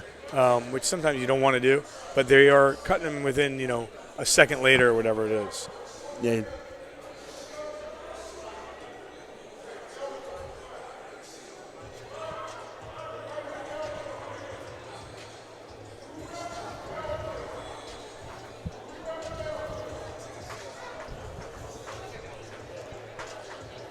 St. Luke's is the region's largest sports medicine provider, covering more than 200,000 student enrollment and 40,000 student athletes in Pennsylvania and New Jersey, covering 8 counties and providing the most comprehensive and advanced treatment for athletic injuries. St. Luke's offers athletic training, orthopedic care, physical therapy, and concussion management, plus sports performance training for individual athletes and teams during these extraordinary times. You can trust St. Luke's Sports Medicine to provide extraordinary care. I see Tim McGorry is in the house. They let anybody in this building. I do hear some of his players on this very own field. Always a pleasure to talk to when we could do Allentown Central Catholic games. Yeah, no question. Talking about a coach that has passion. He's right there. And I was on that. I saw his passion firsthand as last year when I did sidelines for the Allentown Central Catholic game and Parkland game. It went down to the very last play, a final touch, final pass broken up, and you just saw the passion in his face as that ball finally hit the ground and his team escaped with a win over undefeated Parkland at the time. So very passionate guy. Very looking forward to see what his team has to offer this upcoming football season, that's for sure. Yeah, no doubt. And his former quarterback, Matt Rasher, playing at Lehigh now. Yep. For a touchdown pass in that spring game. I it's interesting when we talk about, you go to 8th grade, you go to 5th grade before middle, you're the king of the world. Then you become 6th grade, you're oh boy, and then it's 8th grade, you're the king of the world again, and all of a sudden 9th grade, oh boy, and then senior, then a freshman in college. It goes back and forth. Yeah, it's definitely that roller coaster ride, that's for sure. Up and down.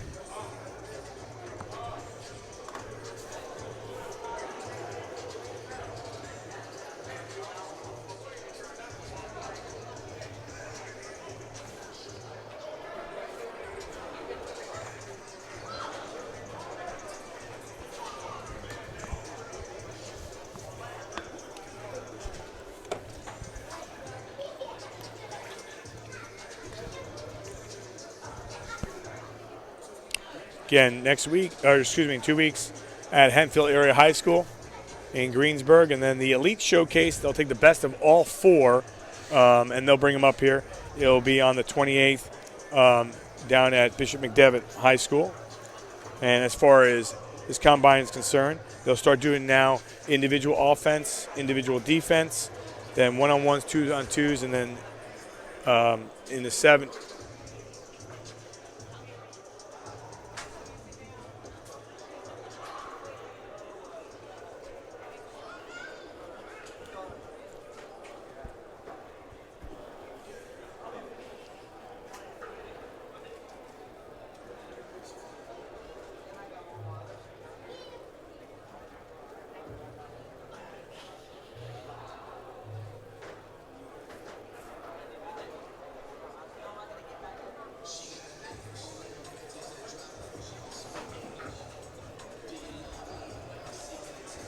I should get you some more times.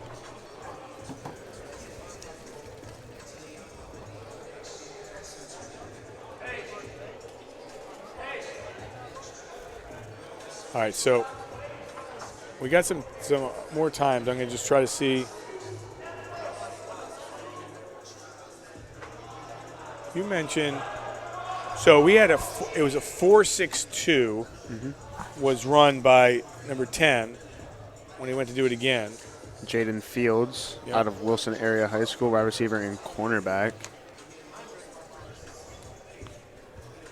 Definitely a player the Warriors want to have back this upcoming football season, that's for sure. As they graduated a lot of those skill position players this upcoming graduation.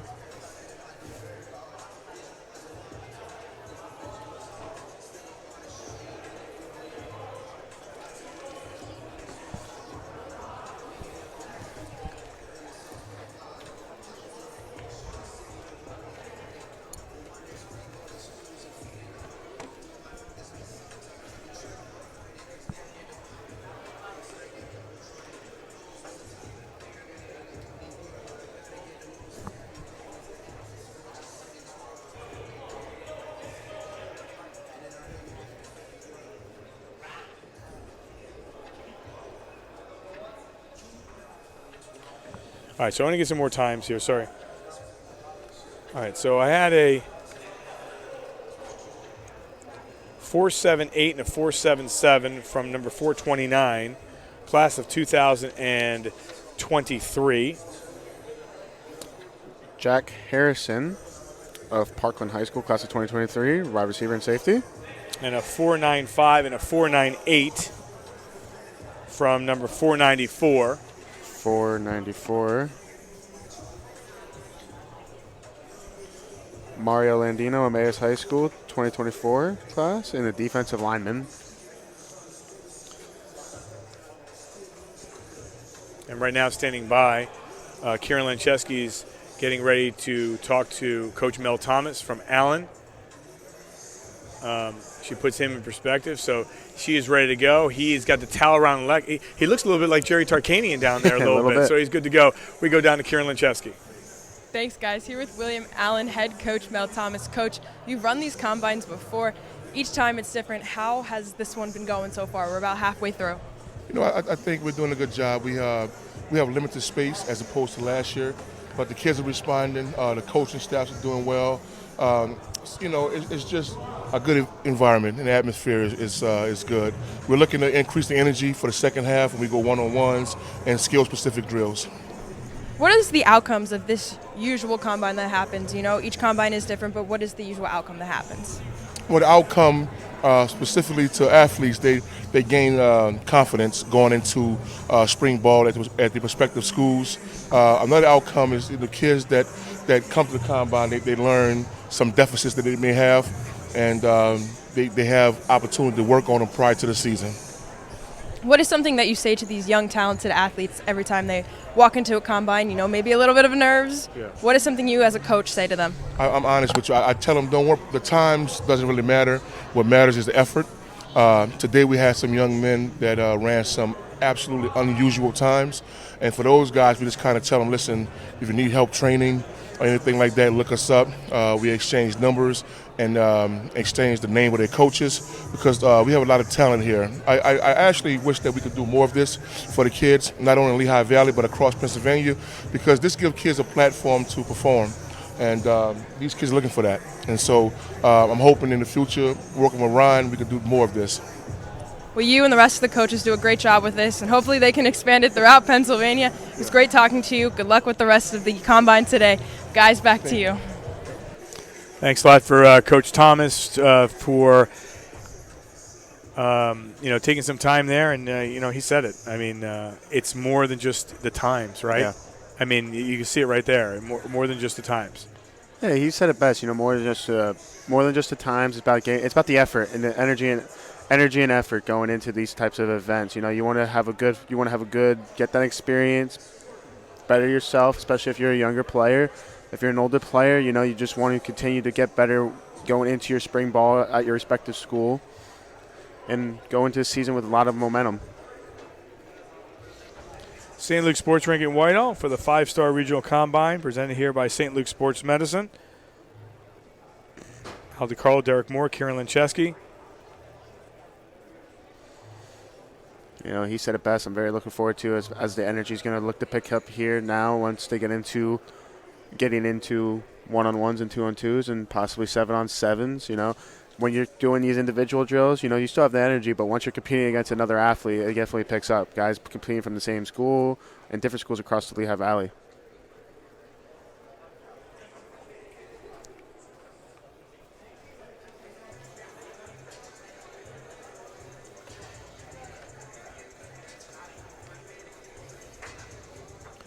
So they'll have a little down time here for a minute. They're getting situated, getting ready. Again, we'll see some offensive drills coming up. Again, we should have – so it looks like we're running about – I would say, again, everything sometimes comes into play anyway, probably about 20 minutes behind schedule. So the individual offense should be going on the field soon. They'll set that up and get ready to go. And, that's when you see those one-handed grabs and, again we talk about local players. Saquon right in his backyard, obviously doing what he does with the Giants and just the person that he is and everything that he does. And, last week another local player. I remember, a few years back, when James Franklin came in with a helicopter to Whitehall High School, saw Saquon Barkley, took the helicopter over to Nazareth, and saw a freshman by the name of Jahan Dotson. Ended up getting both of them to Penn State, and both are in the NFL. Both are in the NFC East. And it's great. It was great watching that draft and seeing Jahan Dotson get drafted where he did. I know Dave Micah, my partner, he's excited because he's a Washington fan. But at the same time, talking to Tom Falzone, who's the head coach at Nazareth, he loves it because Washington is not California. So a lot of these fans from Nazareth or teammates or wherever have a chance to go down to D.C. and see Jahan play. And Jahan already, he's been there, 5 days? And you're seeing already the impact that he's making. They're showing some drills with him out there. So, once you get drafted, it's like night and day. Boom, you're gone. And you go. Now, he's, could be back in the Lehigh Valley here in the next 10 days. But again, perseverance. But how about, he made some great one-handed catches, with Penn State. And, I think, when you start seeing that stuff, you're like, wow. And then, it only takes one-handed catch to Yeah. get someone's attention. And after that, it's good. Yeah, he had that one-handed catch against Ohio State a few years ago. Incredible. He had that really big game against them. And, he said it best, Al. I mean, Saquon Barkley drafted 2nd overall back in 2018. Jahan going in the top 20 this past few weeks ago. And, there's talent all over the place, especially in the Lehigh Valley, as you see, too. So and like you said, Nazareth is not, or D.C. is not in California. His former teammates and family are going to be able to see him. He had his very own draft party right there, and you saw the NFL coverage right there in Nazareth. So he's still staying local.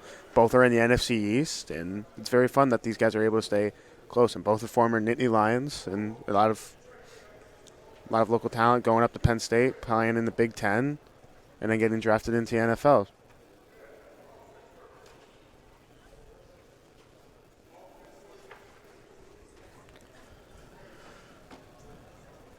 All right, so they're lining everyone up here.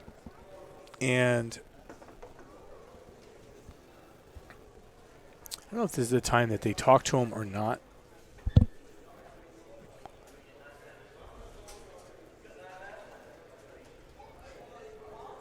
See, remember when you asked me 25 minutes ago what I like the most? Mm-hmm. Here it is. Here it is. And you're like, why? Do you see the faces now? You see the faces. You see the smiles.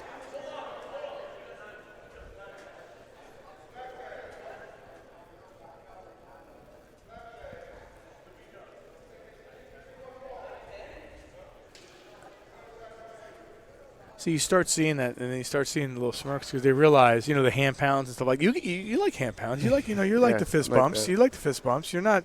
Yep.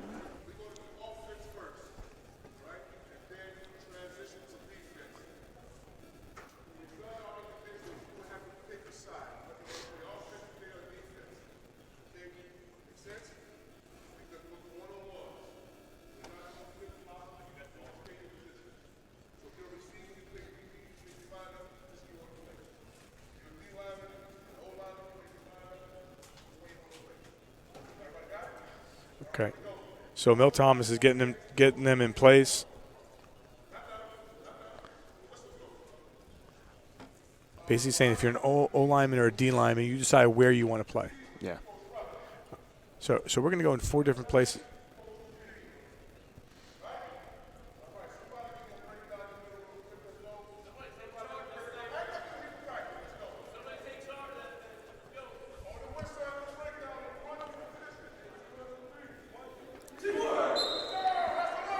All right, so now you'll go to some individuals, and you'll get to really see. I think it's 4 different. Yeah, it is 4 different positions. They'll be running.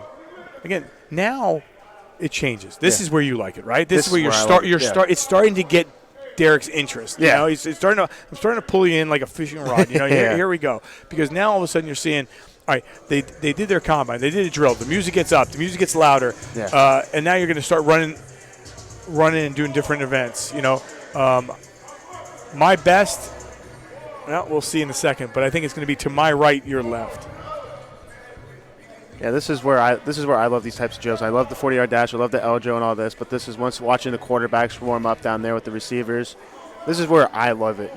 Guys competing against each other, getting those energy juices flowing. You could see that you saw it in the huddle, like you said. That's your favorite part. Now these guys know that they're going to compete, and that's what I love.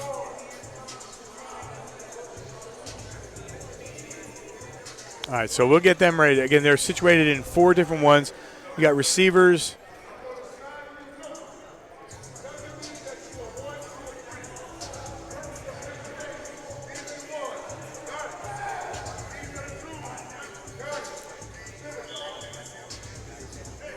I'm just trying to see what's on the screen. Sometimes I go about different things, and I don't see certain ones. So I want to make sure what is on the screen versus not. Obviously, the receivers.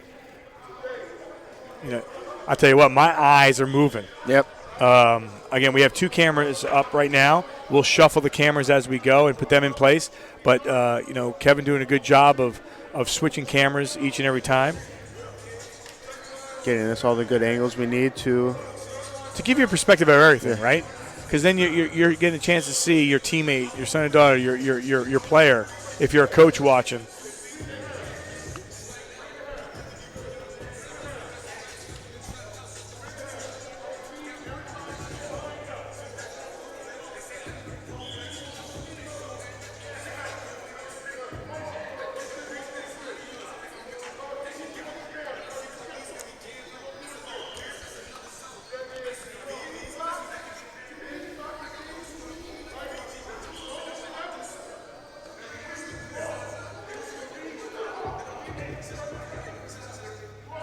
Even in the limited space, all these drills are very fun to watch. You see you don't have the luxury of a 100-yard field like Mel said, but you're making do with what you have, and the players have responded, and they're still competing, putting in the work to make themselves better. Mm-hmm.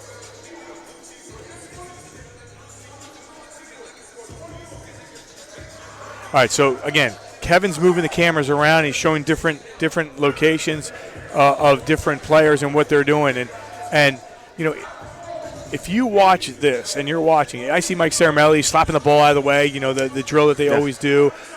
Coach Mel here has the guys positioned ready to go on our right side and putting that in place as well. And you've got other coaches helping out individual players, making sure their footwork is correct. Yeah. And we're seeing that as well.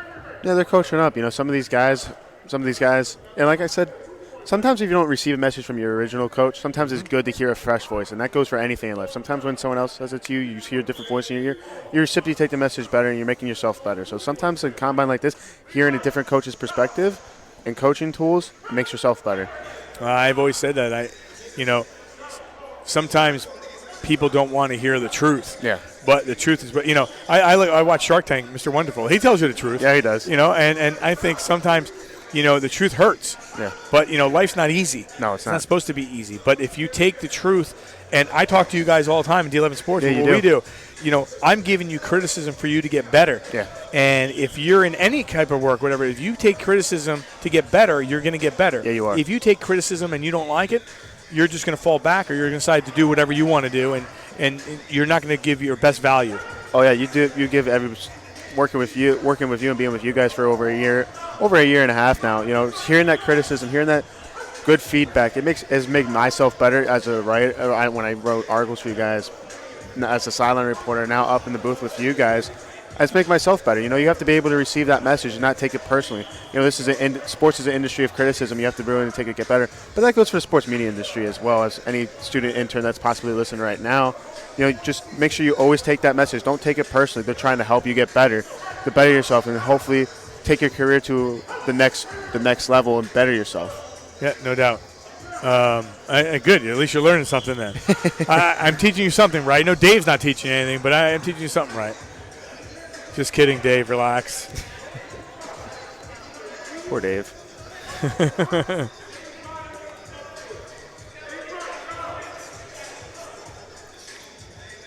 All right, so all drills moving on.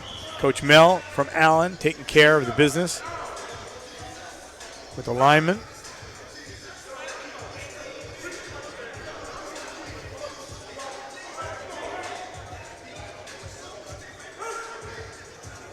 See the running backs down on the left of your screen, putting in the work down there, getting the footwork and the feet up.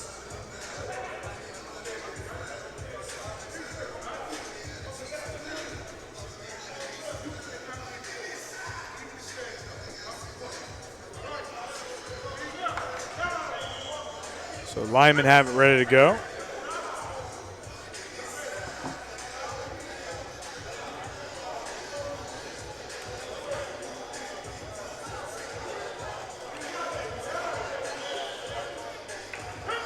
Excellent footwork by the quarterbacks down there.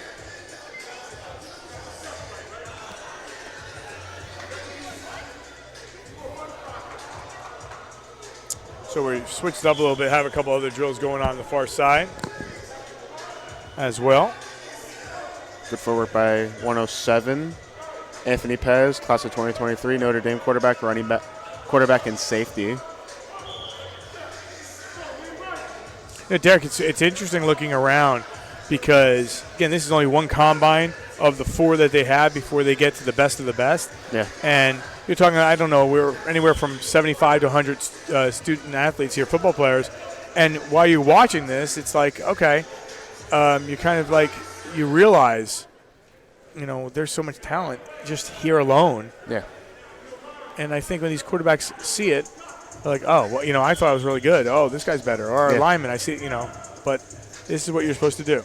Yeah, like you said, there's always going to be someone better. You have to go in with the mindset, there's always going to be someone better than you in life. So if you're fine with where you're at, you're not ever going to make yourself better and reach your destination of where you want to go and continue to further yourself. You have to go with that mindset. There's always going to be someone better than you at what you do. And sometimes this is a big, like, I want to say, like, some people like this, like this, it almost checks your ego a little bit and it humbles yourself, that there's someone better at you at your receiver. If someone better at you if you're a quarterback, someone better at your receiver, running back, offensive lineman, etc. So we talk about this skill, like, yeah, it's beneficial, but sometimes it checks your ego. It says, I have to improve my footwork. I have to improve my hands. I have to run better routes. I have to work on if you're an offensive lineman, you have to work on your footwork. If you're a defensive lineman or an edge rusher, I have to add something other than a bull rush to my arsenal to get after the quarterback this season.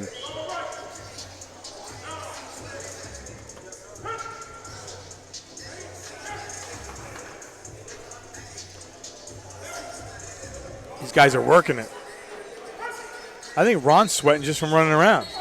Yeah, he is.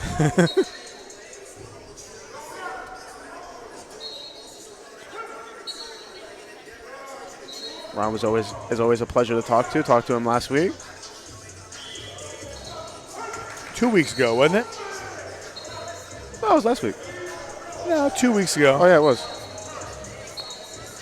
You're, watching so many Sixers games, you don't know which day is what anymore. I don't know. And doing so many stuff with you guys, I'm losing track of dates, Just felt like last week I was in the car with Dave Micah up to Cumberland Valley, That must have been a bad trip, huh?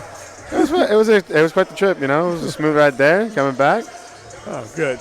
Dave drives about 45 miles an hour on the highway, and St. Luke's, the region's largest sports medicine provider, covering more than 200,000 student enrollment with 40,000 student athletes in Pennsylvania and New Jersey, covering 8 counties and providing the most comprehensive and advanced treatment for athletic injuries. St. Luke's offers athletic training, orthopedic care, physical therapy, and concussion management, plus sports performance training for individual athletes and teams. During these extraordinary times, you can trust St. Luke's Sports Medicine to provide extraordinary care. Al DiCarlo, Derek Moore, Kieran Lynch here at the St. Luke Sports Rink in Whitehall. Glad you could join us here on this Saturday. A dreary day outside, inside, and no rain in here. So all good. Separated the teams or the players in different groups, quarterbacks and linemen and receivers, running backs.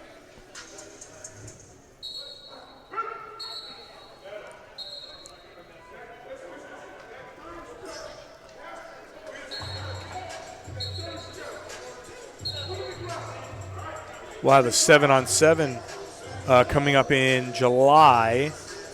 Matt Seneca and Whitehall and St. Luke's and D11 Sports. We'll have that for you. I believe it's second week of July. I don't have the exact date. That'll take place at Whitehall High School.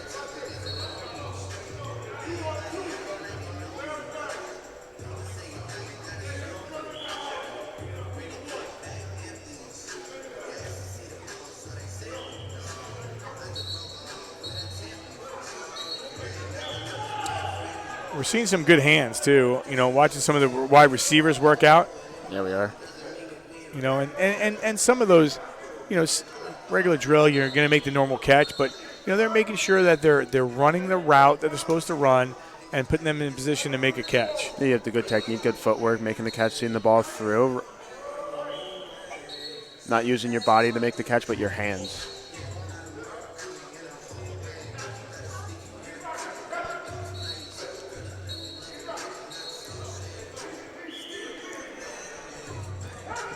See offensive line on defensive line action at the bottom right of your screen. Yep. It's where it starts getting. This is where the linemen they may get a little testy. Yep. Right. You're trying to prove to Coach Thomas and the other coaches watching. I got him. No, he's got him. So sometimes it gets a little rough. Like kind of you and me up here. We can start going. Yeah, we can. I'll hold my own.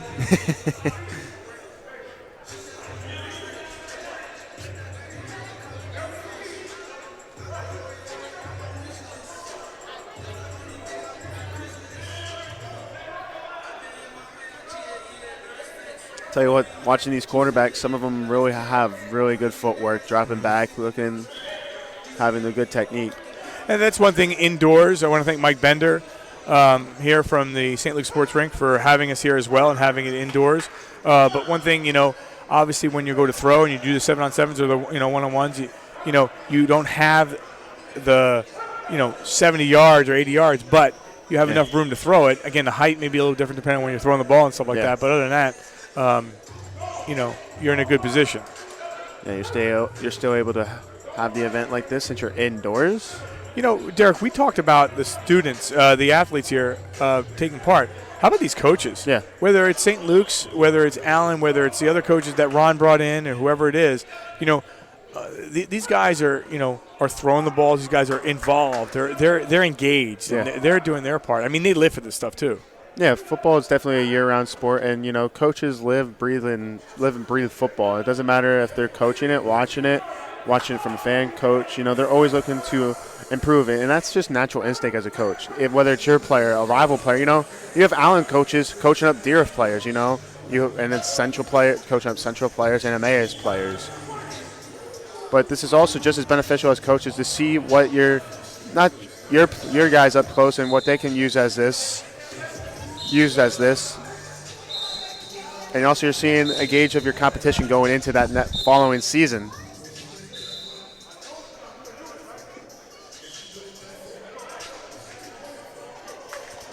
They're seeing more receiver drill action.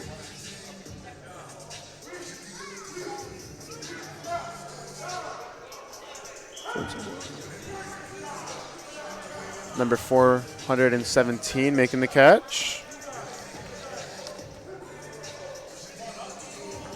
That is Andrew Olish, Southern Lehigh.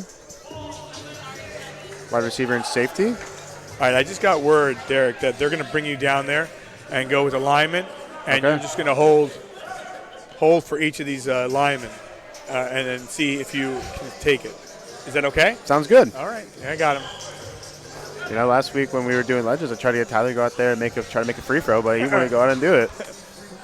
You guys are babies. I'm trying to give you an opportunity to get beat up over here. I know. I didn't want to do it.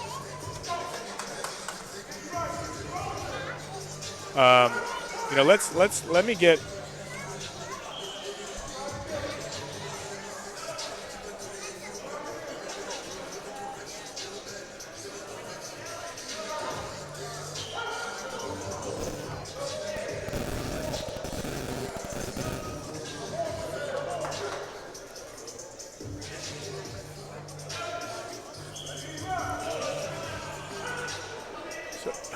The lineman going at it to the right side.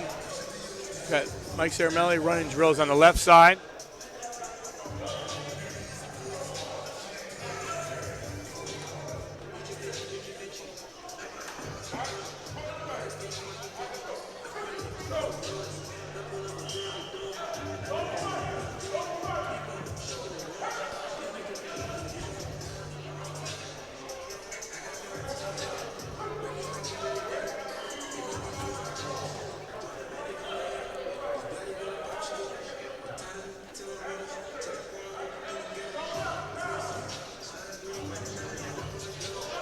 So cool to see so many players participating and getting their stuff in place.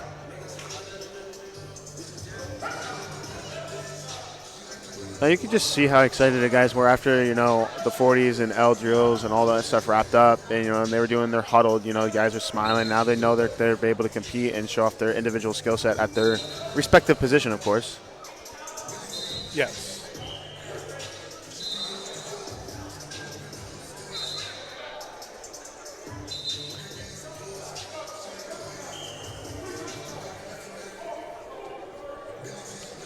So they got so on your we don't have it yet. We're watching linemen here, but they'll switch a drill.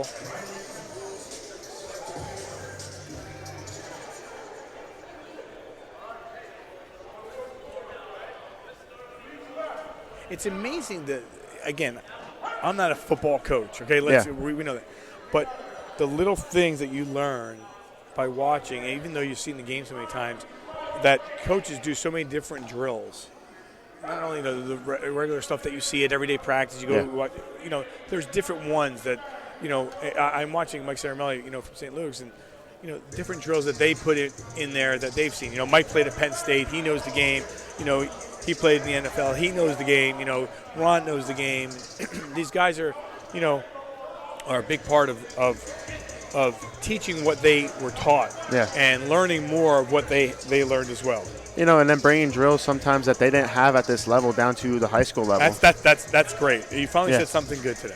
All right. No, but that's true. Go ahead. You continue. Yeah, they're bringing drills. They're bringing NFL obviously Ron has NFL experience, so he's bringing an NFL almost like combine type atmosphere. To high schoolers and middle schoolers to this type of thing, and obviously you talk about the coaches out. Some of these coaches here didn't play in the NFL, so they're learning drills that they can put into their practice, incorporating it through their walkthroughs, their spring ball, their training camp, eventually maybe even into their season practice. So even this is beneficial for even coaches to attend as they're learning. Also, their coaches are also teachable too. Coaches don't learn anything. You're learning. You're not even the great Bill Belichick. He's still watching film. He doesn't know it all. So some of these coaches, especially at the high school level, they don't have that pro ball and college ball experience. They're learning some new drills that they can incorporate into their team.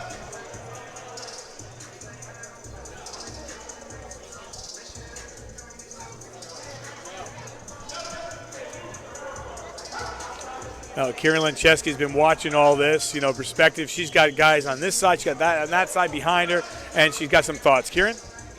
Thanks, guys. What a fun morning it is covering the 5-Star Regional Football Combine. It has been a great combine so far. These kids are working hard. These coaches are making these kids work hard, which makes it great for these young athletes. Not to mention, the combine helps these athletes get their name out there in collegiate sports, which help them to continue their athletic career. Each position of this groups in this combine, they're working really hard. These drills that they're running help them to improve their game. So it's been a very fun combine so far, hard working, but very great. So guys, back to you. All right, Kieran, thanks a lot. And obviously we've been seeing that for a number of times where the opportunity for, we see it from up here. Yeah. She's seeing it from down there, and she's noticing it at different angles as well. So, we'll try to see if we can get more perspective. But, I love this. I know it's going to happen. We got Mel on. Mel's sweating like crazy there because he's showing these guys, how it is, the linemen. We got the quarterbacks. We got the receivers. We got the running back. We got everybody in their positions doing their thing. Ron's writing notes. He's getting things in place. But I can tell you right now, if we don't get Ron on soon, Ron's going to get into that 7-on-7 one-on-ones where we're not going to get him on. So, she said it best. These coaches, and sometimes we're up here, but sometimes when you're down there, you could feel it. She's down there. She knows these coaches are making these guys work hard, and these coaches are obviously coaching these guys up, and they're feeling it. And it's a great day for a combine like this. Like we said multiple times, for these athletes to showcase themselves, get their name out there, make themselves better, and these coaches to continue to coach these guys up, provide them with new drills, new skills, stuff like that to make themselves better and go into the season with a lot of momentum, continue to make themselves better. As we're seeing Mel Thomas coach up the offensive linemen and the running backs continuing to put in the work down there.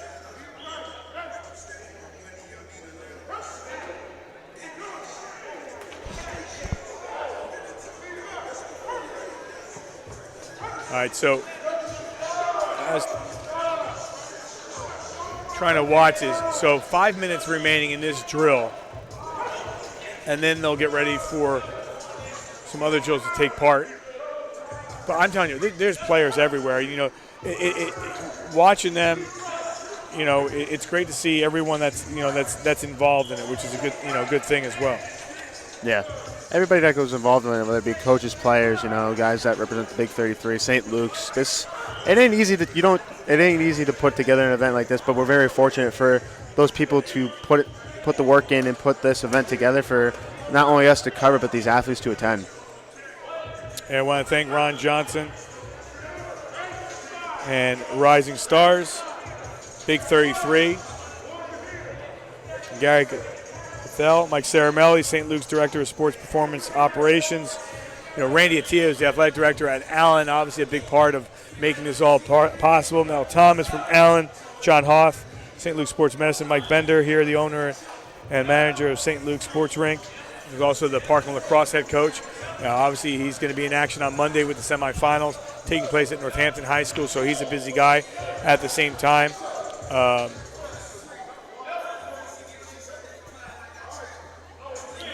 National preps. But this is like nonstop action. And the good thing is sometimes can we go wider with the footage? Yes, but the 2-screen is good because our guys are going back from seeing some line drills, seeing some quarterback drills, seeing some receivers, seeing some running backs, and getting them all in play. But it's not like this is not by any means the word 2 words, low energy, is it? No, it's high energy, high intensity. You can feel the guys want to compete, and they're putting in work. Some of these kids have been here since 7 o'clock this morning, and they're getting into it, and they're still competing at a high level and keeping that energy. I know you came in from the Sixers game last night, and you were doing laps this morning. You came right here. You were here at 4 o'clock this morning doing laps. Yeah. Got back home a little bit after 1 o'clock, straight to bed, and then came here at 7 o'clock and doing this combine here. And tomorrow, right back at it. Right, with Legends basketball, that's for sure. We saw one player go down. Doing push-ups after the drop. I like when players do that. They're almost like self-accountability. And that's what I brought up before. You want to get better each and every time. Yep. If you have something in your mindset that's going to help you do that, you do it. Yeah. If you want to just do the basic stuff, go through the motions, then you'll see it.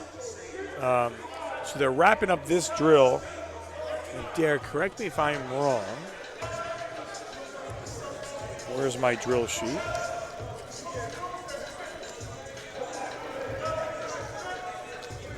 We should be going into one-on-ones and two-on-twos, right? Yeah. So in about a couple minutes, they'll give them a quick breather, and they'll get them ready to go. And then you'll see some passes.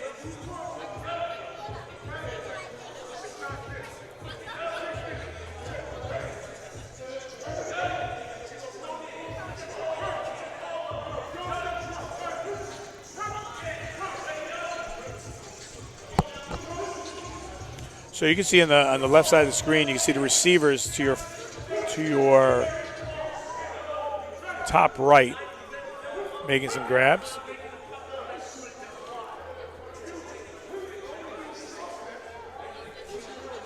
Better look at the receivers. The coaches gave him some good balls as well. Some great balls. Yeah. Right, some great balls. I'm watching this. I'm like, they're not missing a beat. No. We say that now, and he's going to overthrow this right, upcoming one.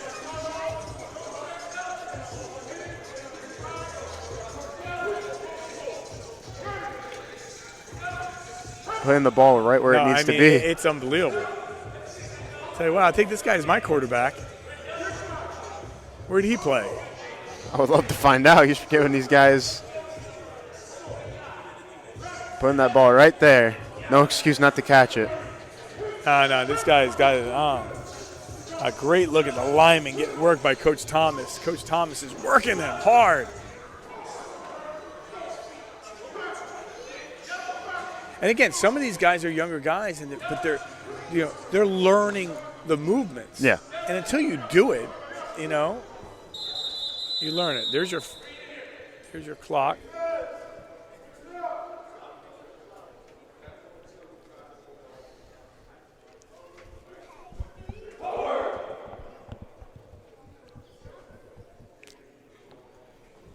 All right, so Coach is talking to him. Coach Johnson will now get him all ready to go.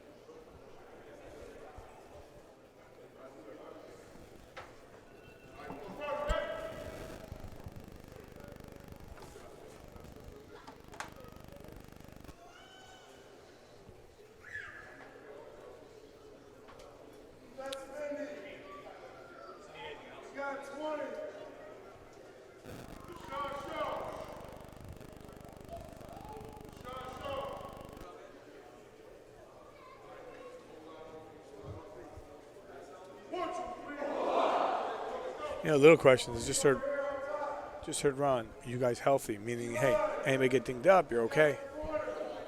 Yeah, you want to take care of everybody. You obviously want to take care of everybody. It's good to have an event like this, but you don't want to go hurt or have an injury that sets you back coming into your season. You want to have this momentum, carry it into your season, carry it into even possibly some of these guys going to the big combine in a few weeks from now. They want to make sure that these guys are healthy, staying hydrated, and not playing through any or competing through any type of injury that could set them back, like I said.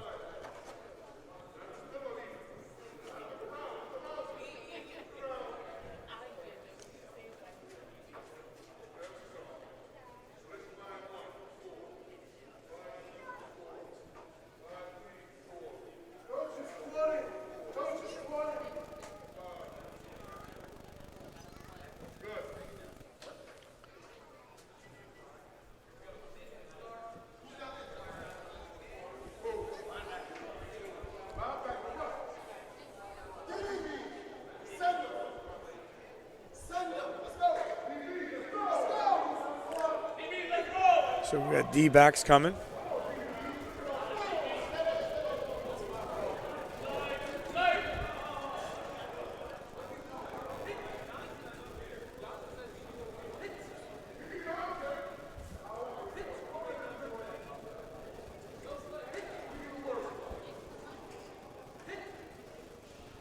Let's see if we can get maybe Mike on with Kieran.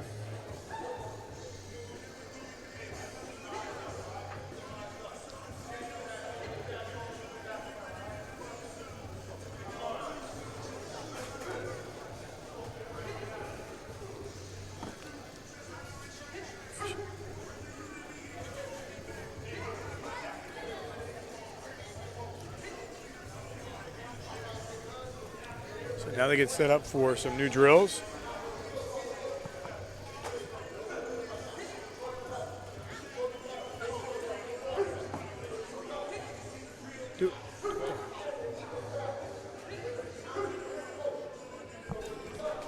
Tap.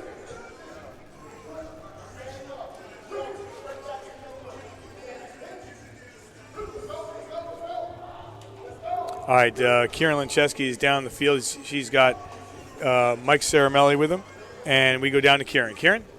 Thanks, guys. Here with Mike Caramelli. Mike, what a combine we have so far. We're almost halfway through it, a little bit over halfway through it. Thoughts on how it's going so far? I think for moving indoors, we had a plan to go outside. Ron had a great plan going outside, moving this thing in here, some adjustments. The participation has been phenomenal. The kids are competing. They're flying around, having fun. Great event for this time of year, and just it's fun. It's been good so far. It's good that it's fun. What is something that you want to say to these young athletes that came out here right bright and early on a Saturday morning? Yeah, I love it in this miserable weather. It's an easy day to sleep in, right? Take the easy way out. They didn't. They signed up for this. They're here. They're looking for feedback. They're looking for numbers so they can progress, get to the next level. It's fun. It's great. It's great that great to see these kids out here and doing this today. It's something they have to do at this point. Everybody's doing it. You gotta get your names out. You gotta get exposure. You gotta get your names. You gotta get your numbers out there. So it's been great. And you and the team, you all do a great job with getting these young athletes' name out there. So best of luck to you. Enjoy the rest of the combine. We're looking forward to it. It's been great talking to you. Thank you. Thank you so much. Have a great day. Guys, back to you. All right, Mike Caramelli with Kieran Lynch, talking some things over, and a little time off there for a second as they are doing defensive drills now a little bit. Yep. And we'll do this, I believe, for about 20 minutes and get them ready. And then we will go into the one-on-ones, two-on-twos, and possibly the 7-on-7s as well. Quarterback staying loose down at the end of the field.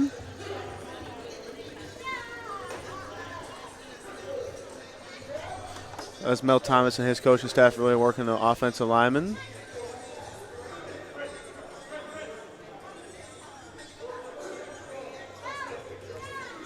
So we got a little defense going on here. I know the cornerback's in the far right corner. We got some linemen here in the near side, on the right side, doing some drills. Again, in the high school level, 99% of the time, your offensive lineman is your defensive lineman, right? So, obviously in the bigger schools, you'll have a lineman that maybe just play one way. Yeah. But as far as this combine is concerned, Coach said, you're O lineman, D lineman, where you want to be, and and you do the offensive drills first, and then you do the defensive drills. Yeah, this could be a good opportunity for these. Like, if you're an offensive lineman, you could be a good offensive lineman. You could be lesser of a defensive lineman. I want to improve my defensive lineman footwork and some of my pass rush moves, stuff like that today. If you're a cornerback and you says, I want to work on my route tree today, today's a good time to do it. Make yourself better. Yep. And you'd be surprised. Sometimes your mind changes. Yeah. And you're like, wait a minute. I think I like this better. Yeah, You could be better here. You could be a cornerback. You'd be like, oh, I don't want to get beat. I want to be the guy that beats these corners, you know?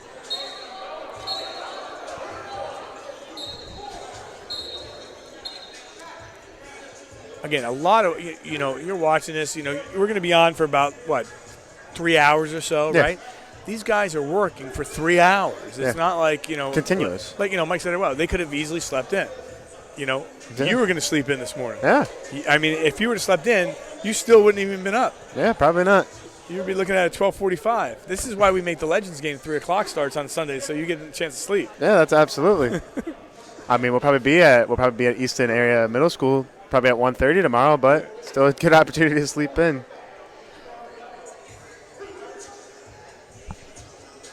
Again, some great drills being shown. Hope you're enjoying our coverage here on D11Sports.com. I want to thank the Sports Fan Base Network, as always, Kevin Conley, Ari Bluestein, and their camera guys. We're back at it with basketball. Lehigh Valley Legends on Sunday. Taking on the Tri-State Admirals. And we have a a 7-on-7 in the middle of July. Second week of July at Whitehall High School. We'll bring live coverage of that one. Again, this combine here is supposed to be at J. Bernie Crum Stadium. It's an Allen combine with the Allen coaching staff taking a big part of it. When they moved it indoors. And getting ready for the Big 33 weekend over Memorial Day. They'll also have a youth football clinic ages 5 to 13. That's going to be on Monday the 30th, right before the Big 33 game. All the action at Bishop McDevitt High School. We'll have 2 different sessions, ages 5 to 9, 10 to 10:45, and then session 2, ages 10 to 13, from 11 to 11:45. You can register at big33.org. And, just go visit that Big 33 website. As, they mentioned it when we talked to Gary. There's so much information on there. But, again, the best of this combine, and when we talk to Ron, we'll try to get that number. They'll decide as they evaluate, all right, we got this play. How many from each combine will they take, and will they bring to Bishop McDevitt High School for the Elite Showcase on the 28th? The first one was on the 23rd at Red Lion High School in York, Cumberland Valley Middle School on the 24th of April. The next one will be in 2 weeks at Hempfield Area High School.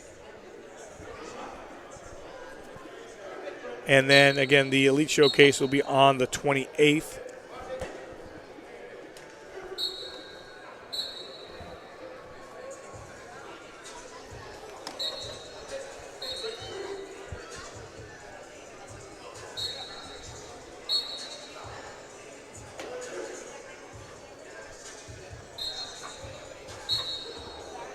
Seeing receivers and quarterbacks get their action going. Sometimes getting that chemistry down with a fellow teammate also.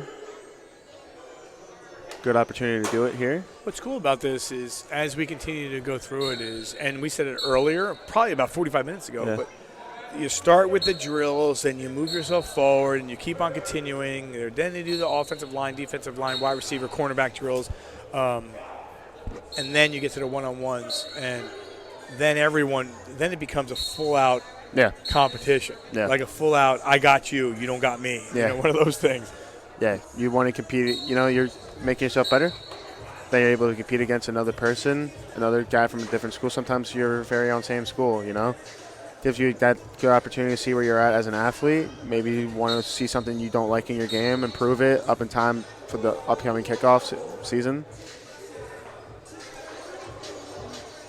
Now you're watching some quarterback receiver skills. I would have caught that one. You would have dove out for it? Yep. Laid it out on the line. The cool thing about being indoors is you really get a good perspective on every one of these athletes. And they can go back and watch, the video. And I know that, there's some Wi-Fi, issues in here a little bit. And, we're going to try to get the best quality possible a little bit later. That being said, being able to see yourself on there and seeing how you did and evaluate yourself. Yeah. I mean, the coaches are evaluating you and telling you, and then you can look in the mirror and say, did I give everything? Yeah. Did I not give everything? That's the first thing. You look in the mirror. I've always said, if you can look in the mirror and say you did something wrong or did something right or whatever, that's a good start. If you can write down on paper what you did right or did wrong, that's a good start. If you can't write something on paper, whether it's an apology or to get better or whatever, you're not putting your whole emphasis on what you want to do and how to succeed. And, I think, players this day and age compared to 25, 30 years ago are much different. Much different. Again, I think nothing is handed to you no matter what, and hard work pays off. Yeah, it does. And sometimes hard work does not pay off, right? It's sometimes you'll get dinged up, you'll get an injury, you'll possibly, and we don't wish ill on anybody, tear an ACL, break an ankle, whatever. And that's an endurance and an encouragement to get better, get stronger, see your trainers and listen to them and work with your coaches and staff to get back in that play. And I think a lot of people, not a lot, but you get injured and you're like, all right, well, I'm not going to come back, but there's you have to have that quality of knowing that when you play the game of football, when you play athletics in general, you will get injured. Okay? But you will recover and you'll get better. And sometimes it doesn't work out, but you said it perfect with self-evaluation. Sometimes when you go look back, some of these athletes will probably go back, maybe even watch this very own stream, and they're going to be like, oh, I could have done this better, I could have done this better today. And that goes for everything, And it's one thing you taught us when we first met you. Like, I always used to ask, what can I do to get better? And you said, you used to tell me things, and you said, you got to go look back at the game. You got to go look back at what you said. Have that self-evaluation. Sometimes you have your critics, but sometimes you're yourself's biggest critic, and sometimes hearing your own self criticize yourself is the best type of criticism you're going to receive. When you want to critique yourself, not having that ego to say, oh, I'm very own best. So that's something that you have to do, is go back and look at yourself. Be yourself's biggest fan and your biggest critic at the same time. All well said. You also mentioned injuries. Some of these, if you do get hurt in an event or in a game, don't let it set you back. Put in the rehab, put in the time, get back to where you were. Because, it's sports. Especially in sports like we're doing today, football. You're going to play a game on Friday. You're going to have a big bruise. But you're going to be in the weight room the next day, preparing for it. It's a quick turnaround. And it's sports in general.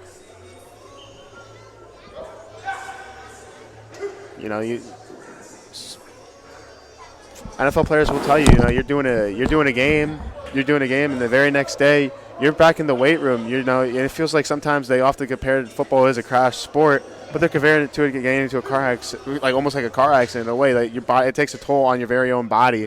So you have to be able to have that quick turnaround, and be able to keep your body healthy, rehab. Be healthy as possible going into the following week, because you're playing a game. You don't have 2 weeks off. You're competing the very next following Friday at the high school level, that's Saturday at the college level, and that's Sunday at the NFL level.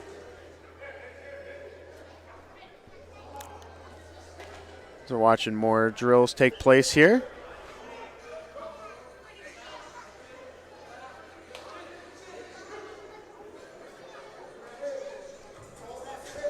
Seeing some wide receiver and tight end action take place with more offensive line drills.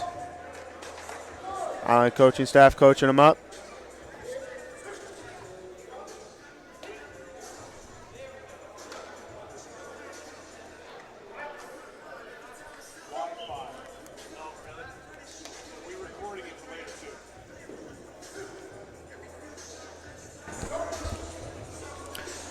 I left you alone there for a while. Yeah. How'd you do? I think I did okay. Always room for improvement. Yeah, I didn't hear you, but I'm hearing people say that you needed some room for improvement. Yeah. Always room for improvement, that's for sure.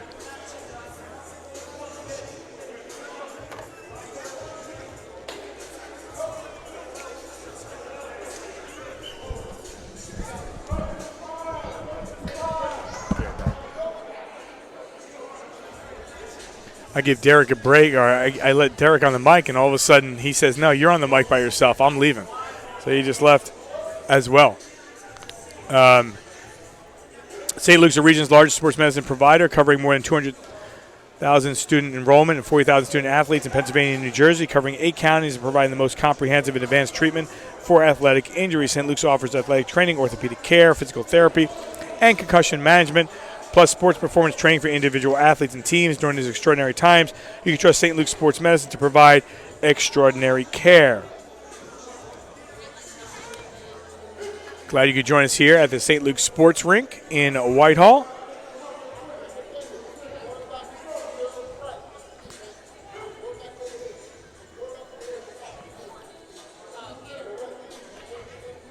Kieran Lynch has been roaming the, whatever you want to call it, sidelines of the field.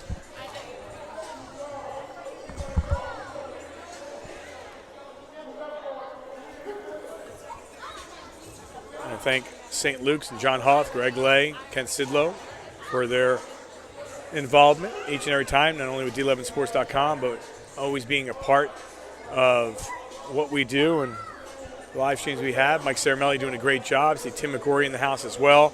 Melvin Thomas from Allen. His coaching staff has been tremendous moving forward.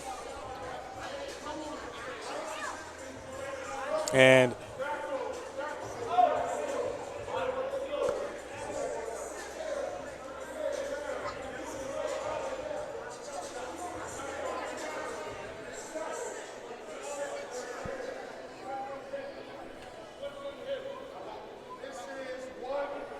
again, originally, as we did it last year, the combine was supposed to be outdoors at J. Bernie Crum Stadium, but this terrible weather that we had with the rain has just really forced it inside.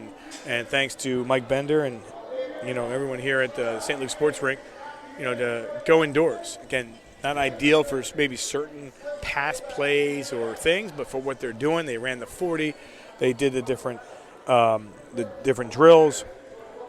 And soon they'll be doing the one-on-ones in about 7 minutes or so.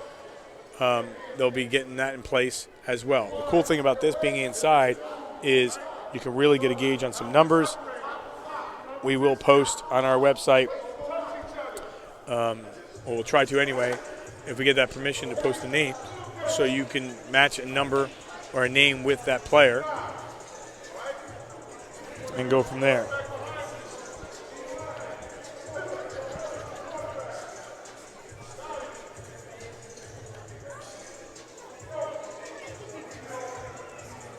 Thomas talking to all his coaches. Ron, when we first started doing this a year and a half ago, or getting ready for the first one, Coach Thomas said, "I'm all in. How many coaches of mine do you need? Are you bringing coaches?" He talked to Mike Caramelli and St. Luke's. Who's warming up who? And you don't realize how much you need about that. Yeah. They want to know, St. Luke's warming these guys up. Are they doing the pre-stretches? Are they, Yeah, a lot goes into it. You don't know how many coaches, trainers, collegiate coaches that you need, so it's very good on Mel and Ron and communicating, figure that out, putting this all together, stuff like that to make this event possible, make it run smoothly, not just for us, but the student athletes as well.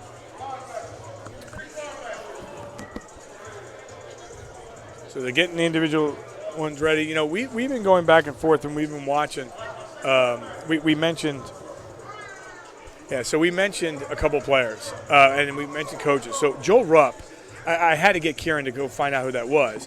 The coach that is coaching on the Allen staff right now is Joel Rupp. Mm-hmm. I knew right away, and I wrote to her. I said he played at Deerfield. He was a wide receiver at Deerfield. He's got great hands, and he graduated in 2002. He's the guy throwing all those balls that we were talking about. Yeah. So I wanted to give him a shout out because, I know he used to catch the balls. So he's throwing them as well. I don't know if he eventually became a quarterback or not or whatever, but, he's still bringing it. Yeah, he still is. I love watching this stuff. 2002 grad, and he's here, and he is firing that ball at all cylinders. So great to see him. Again, I can't put the face, for a guy that graduated high school in 2002, but right when I, saw who it was, I'm like, all right, that makes sense. Yeah, he mentioned former receiver at Deerfield High School. Sometimes when you're a quarterback, you see at the NFL when guys make that transition to wide receiver to quarterback, they know where the receivers like the ball. They know what kind of throws. You see it best when these guys make that transition, obviously. So it should be interesting. It almost looks like he did make that transition from receiver to quarterback, maybe at the collegiate level. Maybe he did. Maybe was even a backup quarterback at Deerfield when he played. But seeing that is very good to see.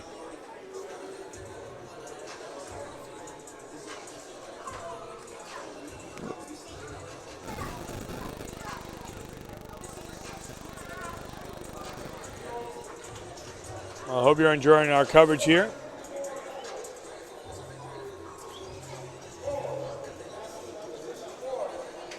So this is what I do. Mm-hmm. Now, back in the day, I couldn't go on the internet. Do you know what this internet is? You have that luxury. Okay. All right. So I went on the internets. All right. So he was a tight end at Deerfield. All right. Let's try to make sure I get all this stuff. I know. All right, so we're going to get ready now.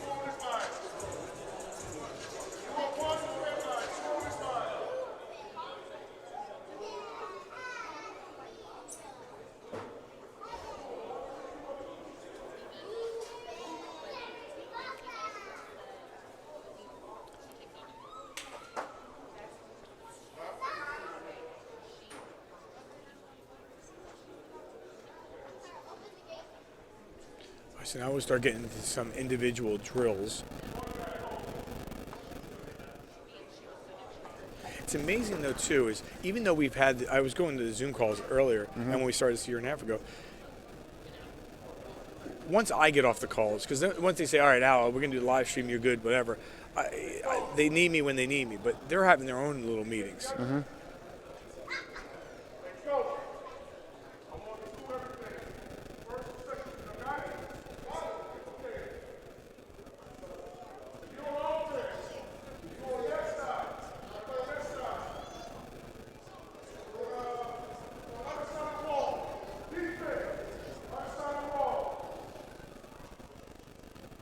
So Joe Rubb was an all-state selection. They ended up playing at East Stroudsburg afterwards for Denny Dowds.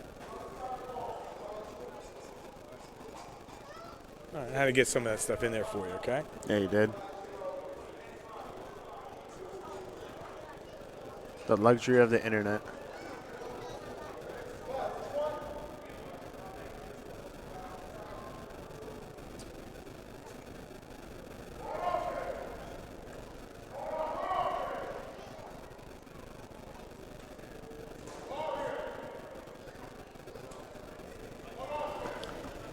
All right, so we look at the far side. Coach Tom starts getting people in place. So you get offense on one side, defense on the other side. We'll get some drills going.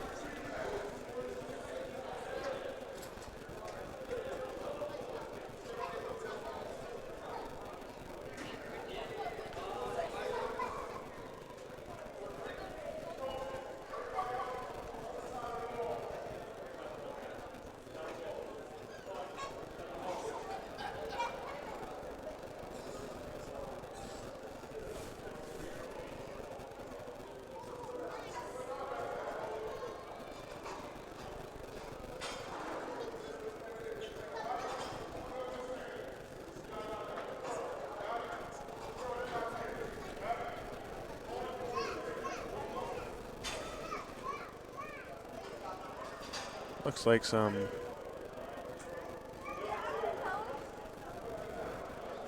I'm counting this correct. Some 10 on 10, maybe 11 on 11. Don't know what they're doing right now. Looks like as they're trying to get everything situated.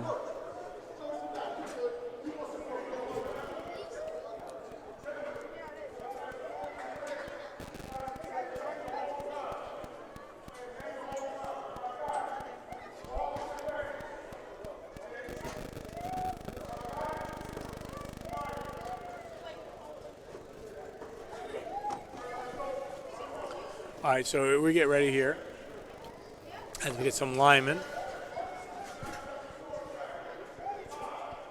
See some pass plays. We'll see some. You look at the far side. It's like, we say rink, and it almost looked like it's a hockey rink. Like these guys are all trying to get in the game, change on the fly. NHL playoffs underway. It's been fun to watch too.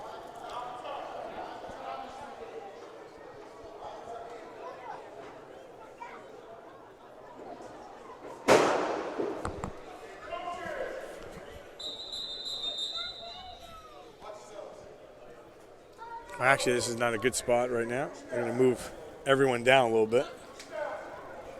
Give space for these athletes to compete.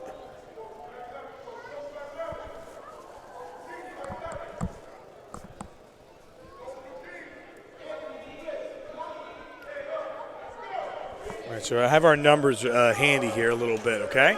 Because now they'll get some competition going.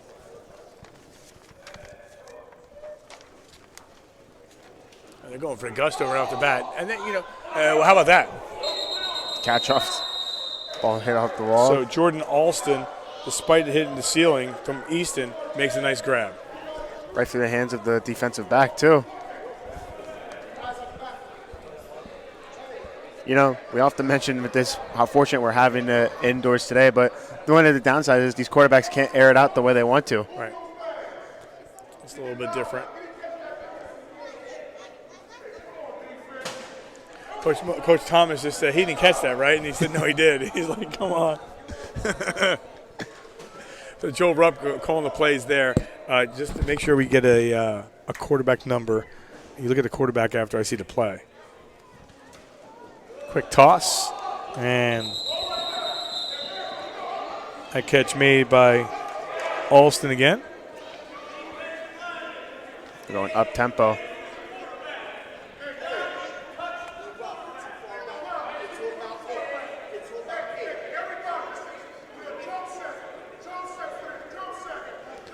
Did you get a quarterback number? I did not.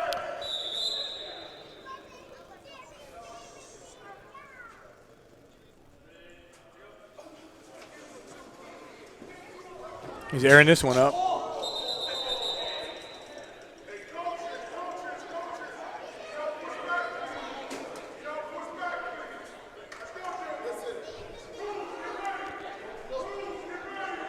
Again, that's the hard part. Knowing coming in. All right, looks like the quarterback is 102. I thought it was Jake. Jake Fada from nearby Emmaus, class of 2023. Let's see what Coach Rupp draws up here for this offense.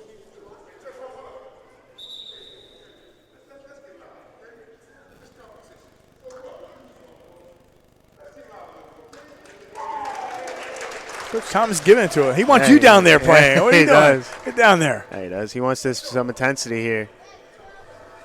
All right, Fada going to throw. Goes to the far side. And the catch made. And number 83. That is Nakai Bullock from Parkland. So he managed to Parkland. Remember we talked the rivalry? Yeah, the rivalry. Okay, it's all about getting better. These guys in 3 months are going to be on the opposite sides, but today they're not. Again, you're watching every player. There's an interception. There it is. Again, you saw it. The low ceiling. You make get that situation, but you have to make do with what you have. So that's it. So Fada has receivers split on each side and trying to scramble and throw one. He'll throw it now off the back foot, and again we'll connect to Jordan Alston. Cool about this is this gets you energized. I mean, you and I are energized. Yeah. Alston just makes another good catch, beats his route. Good defensive pressure there by the defensive line breaking through, making Fada a little bit uncomfortable, flushing him out of the pocket, forcing him to work on his footwork and scrambling.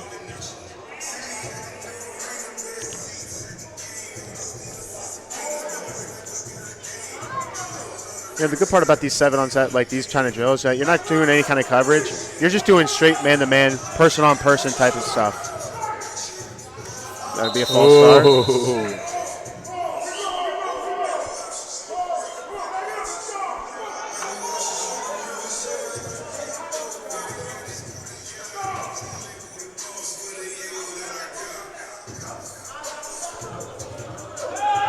We had a bad snap.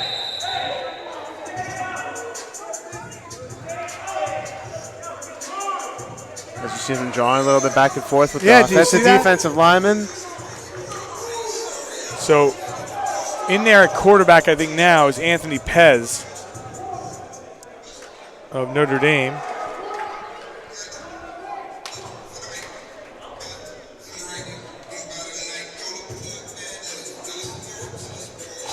It's the second team takes the field.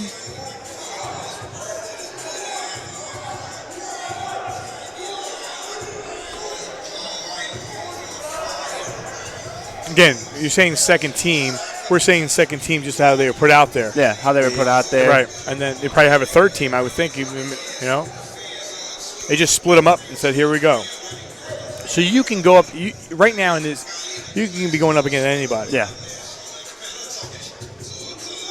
You could be an 8th grader competing against a senior. Yeah.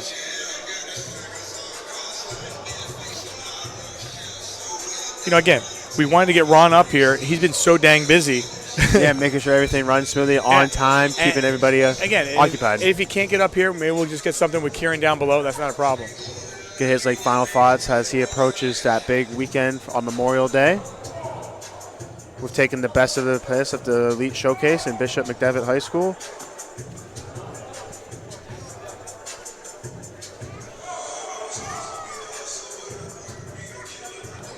Okay, we'll get going again here.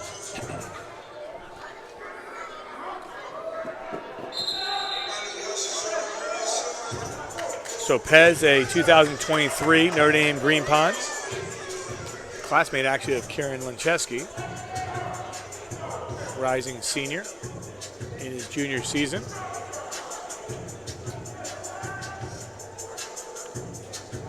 As they'll rotate these quarterbacks in, they'll rotate the players in. Again, not all these players, you're running to a spot, you're running to coverage, but you may not get, the linemen are getting their drills, the linebackers in position, everybody's ready. Going middle part of the field, and that one is a little bit overthrown. He was looking in the direction of Jercel Calhoun from Central Catholic. Player of Tim McGorry, who's in attendance today. All right, I'll give this next one to you. See how you can monitor your quarterbacking and whatchamacallit. Our receivers. You know who your quarterback is. It's Pez, if it indeed is. I think it's still him.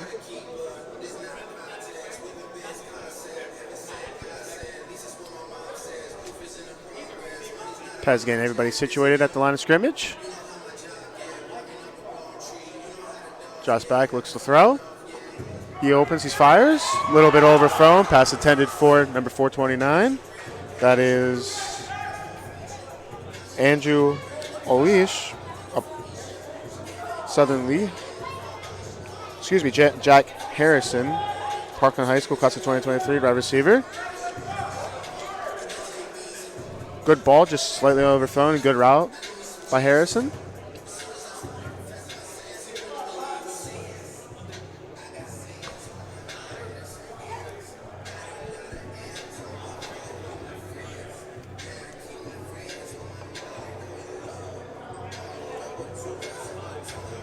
Pez still in the game, still in at quarterback. Just back, looks. He's looking, he's firing, goes down the field. A little bit overthrown. Almost came down, almost had a chance with Moz. Good defense by number 389. That is Tyler Durrett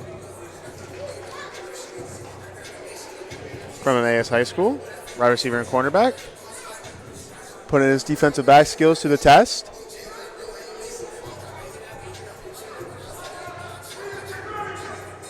As the new quarterback is in now. He's firing downfield, hits the ceiling. Tell you what, Al, this only thing I'm a little disappointed with. I'm excited to have these types of competitions, but I want to be curious to have this event outdoors.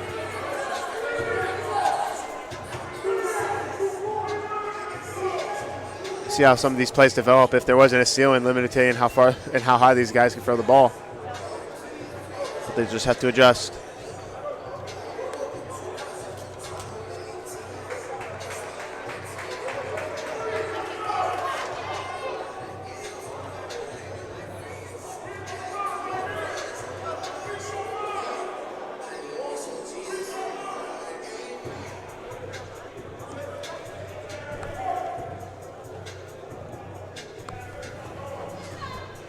see who's in. All right, they're shuffling the deck here and getting a couple of different players in once again. I mean, they're on. I love how they're just jumping over the walls. It's like they're making a line change in hockey. Yeah, it is.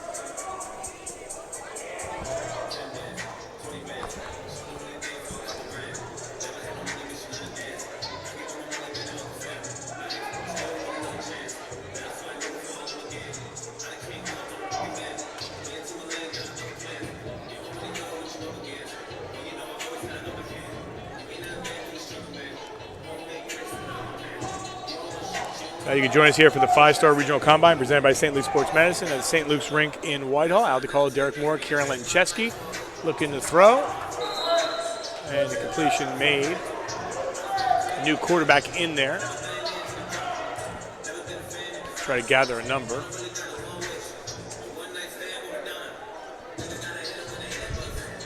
Hard spot to be in, Derek, and you can't see that number. No, you can't. I thought it was 253, but not positive.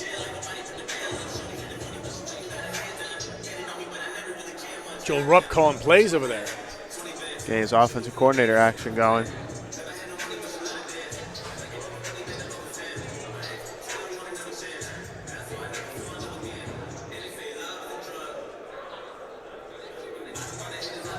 All right, I'm going to try to get this number on the quarterback again.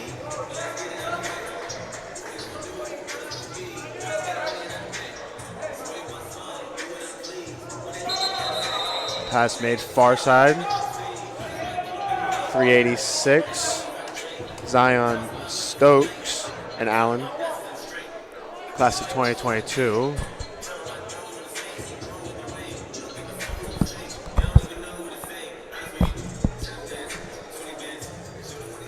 All right, 373 is the quarterback, which I don't have a 373. We don't have a 373.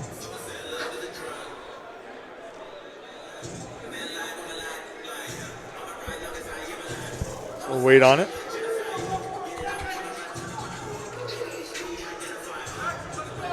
Nothing there. Now going to go and tags a part of the ceiling. A little bit underthrown.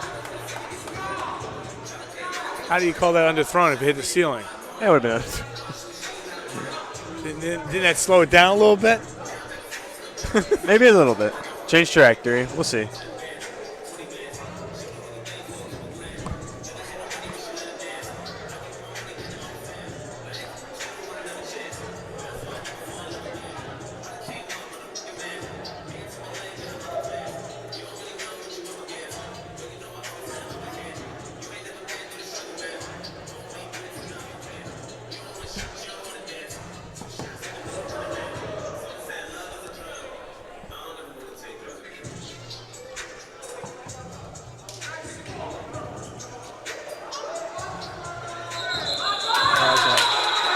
Good job by the defense, getting through, making pressure. Good job by the defensive back, walking down the back corner of the field, making sure nobody gets open.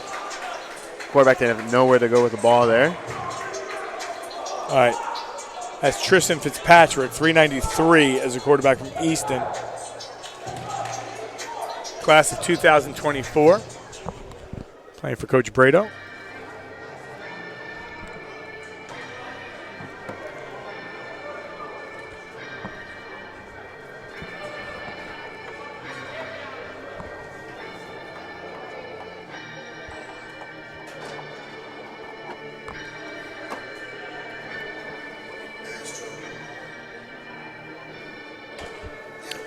So here's Fitzpatrick.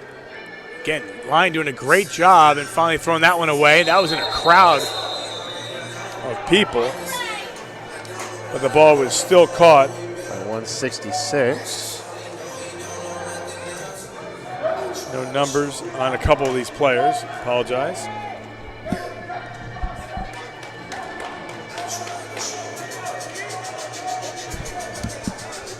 All right, now action right in front of us.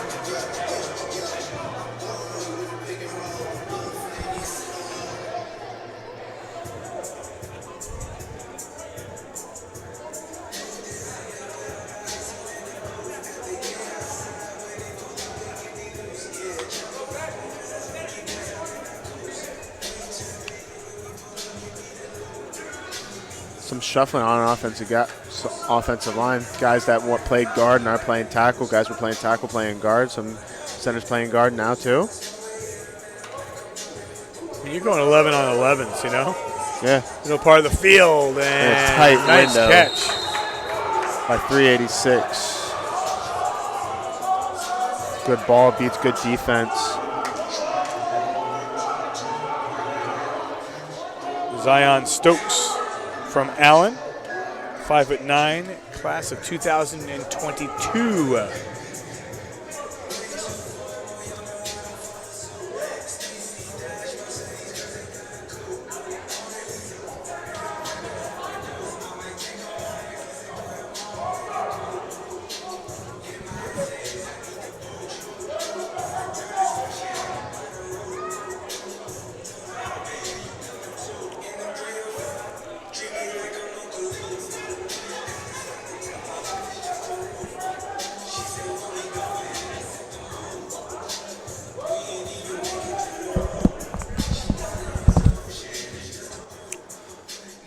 Coach Rupp drawing up plays for his offense.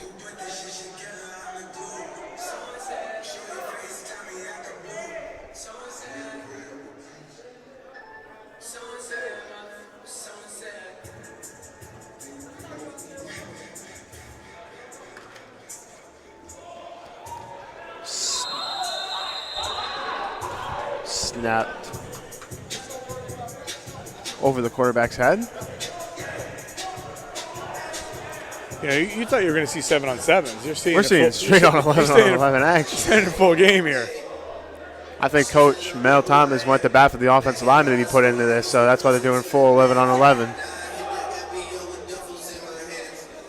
They're like, no, let the big guys work up front as much as the skill position players.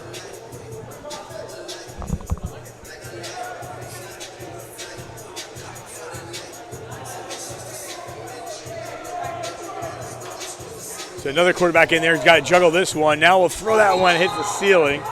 That's quarterback 184.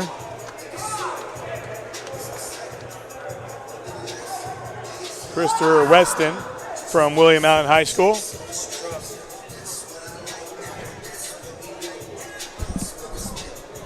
We'll get Derek off the mic for a second, and we'll put Ron in for a second. Ron, if you want to have a seat, we'll get you on camera too, and then we'll get back up.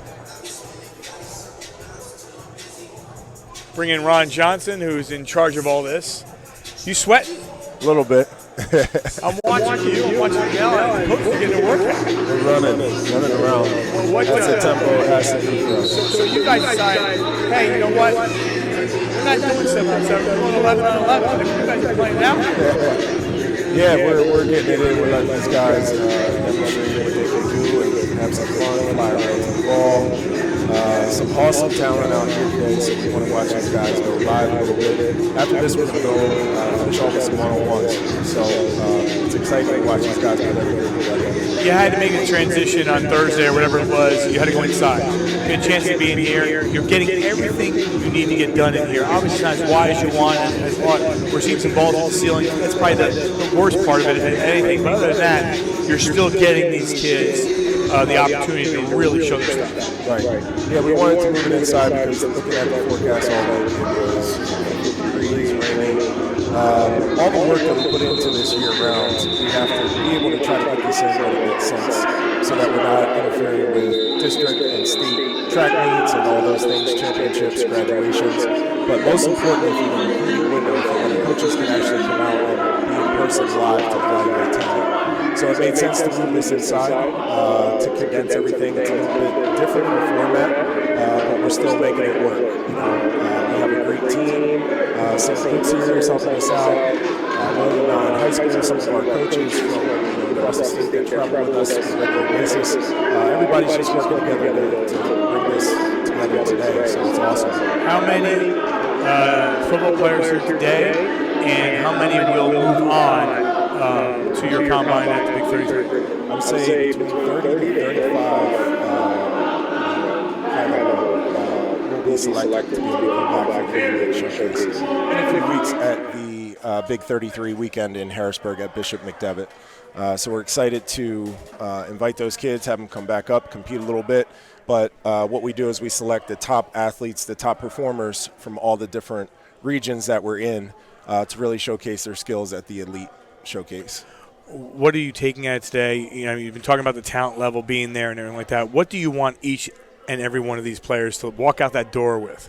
I want all these players to walk out with just experience, getting better. Some of these guys, it's their first combine. Some of these guys have done multiple combines.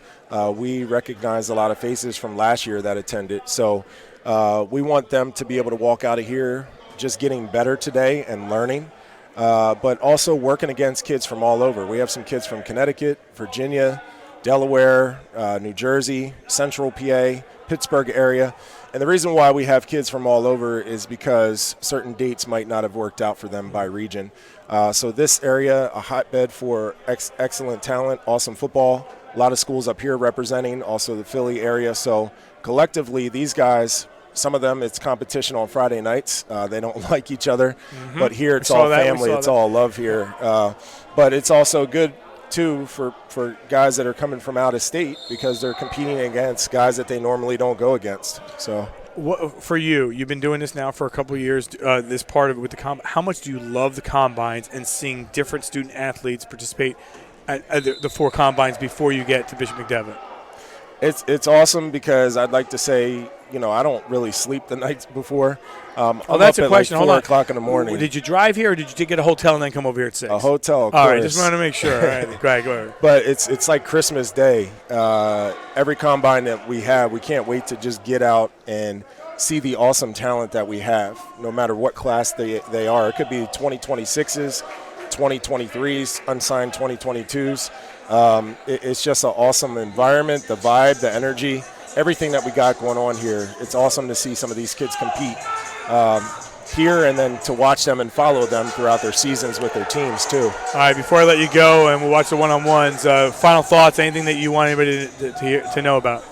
Yes, we want to thank all of our sponsors. We want to thank you guys for sure coming out, D11. We want to thank St. Luke's Sports Rink here, St. Luke's Medical for helping us produce this event as well, the Big 33, the PSFCA, all the college coaches that are in attendance, our entire team. You know, we are just happy to be able to produce this for athletes. We didn't have this when we were in high school 20-some years ago. But it's something that we wish we did have. So we're trying to give these guys a different opportunity to showcase their skills. So we do have more regional combines coming up in 2 weeks out in Hempfield, which is Greensburg, outside of Pittsburgh. The 21st at Hempfield High School.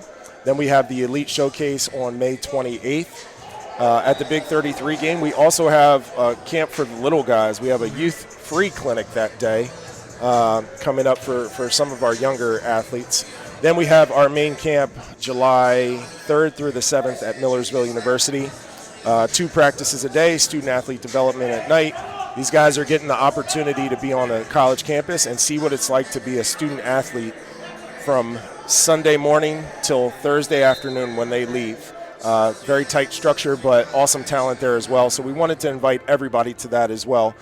For more information, you can visit our website. It's risingstarsfootballacademy.com.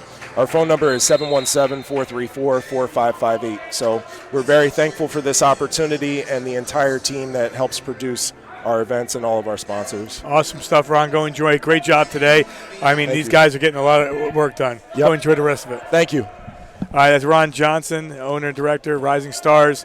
And he had a chance to pop up here. He's been so busy. He's sweating like the rest of them down there, like he's got some talent. He thanked everybody except Derek. Oh, now he's thanking Derek. Okay. So, opportunity to see some one-on-ones. Derek, he didn't want to talk to you. He said, I don't want to talk to Derek. Yeah, I talked to him last week. We caught up for about a good probably 20, 25 minutes last week. So. All right, so we'll get some one-on-ones here, and we'll try to finish strong.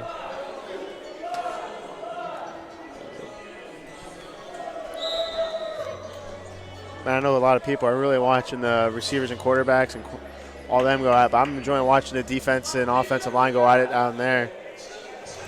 As well, get after the quarterback in the trenches where games are won and lost. And you can feel the intensity. You felt the intensity with the straight 11 on 11s, but now these guys are going one-on-ones, competing against each other, and you can feel it with the coaches too now. All right, so 368 with the grab.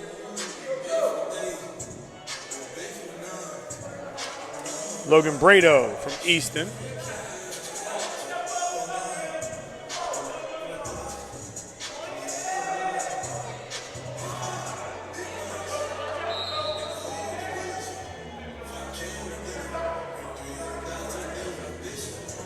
Airs one up. That one's going to be a tough throw.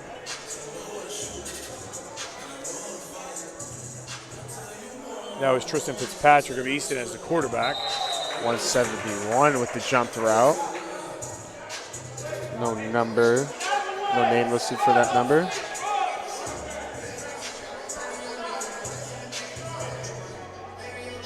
And we got some more drills with Coach Mel on the left side of the screen. Looking to throw, middle part of the field, and that one, I don't know if it was deflected, but couldn't make the catch and come down with it was Jordan Alston of Easton. We go to the far side now. Got loose. Oh, everything but the grab. So again, we're seeing a number of different quarterbacks going involved. We'll go near side here.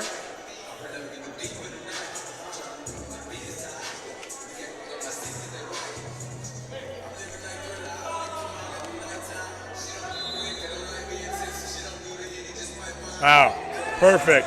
Good, 429 with the grab. Good throw. Sean Quinn with the throw from Easton, 2024.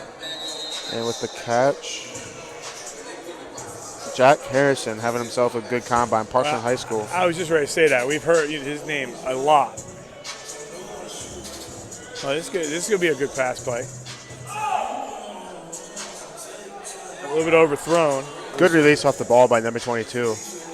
Yeah, he's only 2026, so get a chance to play here. And it's still the scoop and the catch, despite being grabbed down and making the play.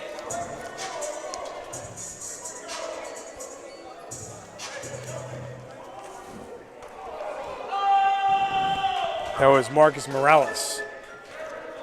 And that last catch was made by Jaden Fields of Wilson Area High School. Also making a catch was Nakai Bullock from Parkland. I'm going down there. I'm going to sneak in. Yeah. Sneaking in. Think they'll notice me? Yeah. I don't know. Come on, white tank top, get down there. No. I'm going to go like this. Right. I stand out? Oh, there's a lot of hand grabbing, hand fighting. Could have been a yellow marker if we were in season. Talking about 2025 player. Again, these guys are getting the experience. Again, you don't realize who you're playing against. No, you could be a senior and a freshman.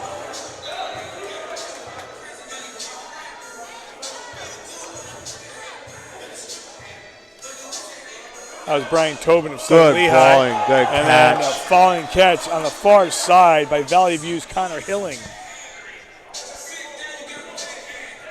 Good pump fake.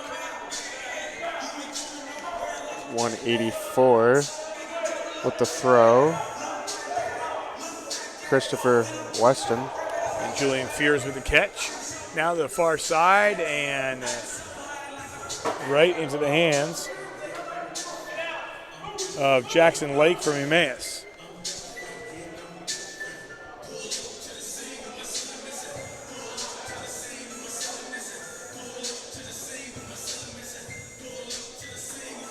I'll tell you what, as I'm watching this, you said this was going to be your favorite part, right? Yeah. And it's my favorite part as well. Now I say it now. Yeah, right? you say it now. But they've been going strong for literally 3 hours. Yeah. Right? It started right around 8. They started warming up. They started getting on the field. So 3 hours. But it's been that's a good ball. That is a good ball. A good adjustment to the catch. And they're continuing to get the job done. Yeah, still keep high energy. I mean, credit to themselves for doing that, but credit to these coaches and Ron and all these guys for keeping these guys playing at a high level, keeping them motivated, keeping them fresh. A little pump and go. Oh.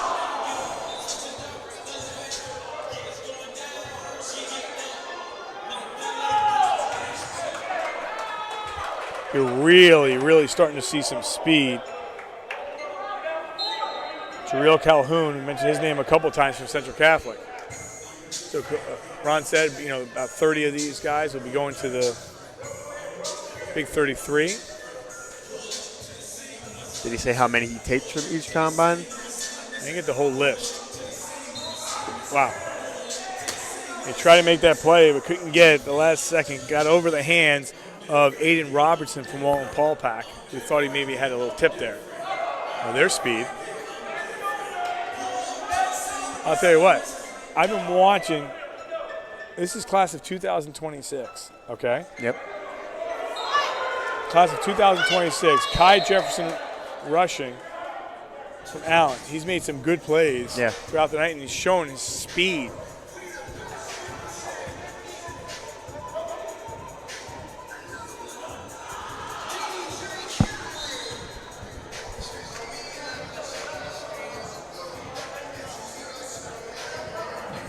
That was Christopher Weston as quarterback.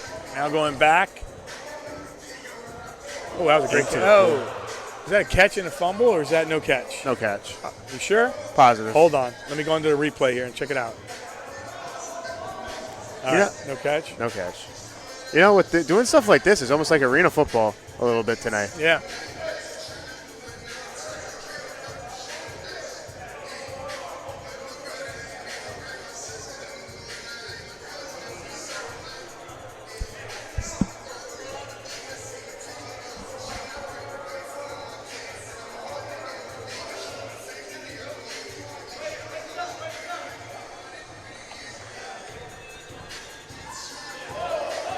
Off the line, nowhere to go.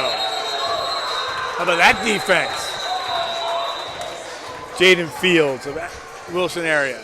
Didn't even let him get off the line. No, he got beat. He got beat his last time going around, but he was making sure he wasn't getting beat again with the great defense.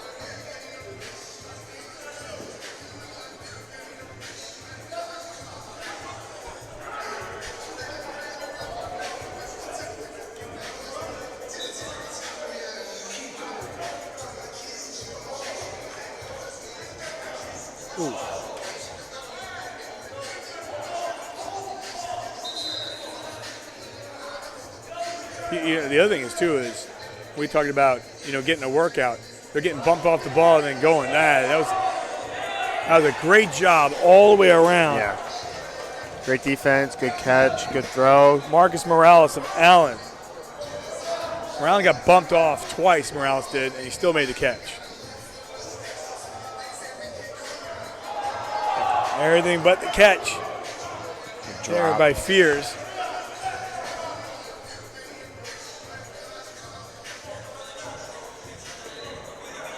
A little bit of, once one drops, it's almost contagious. Some guys right. others stop doing it, so.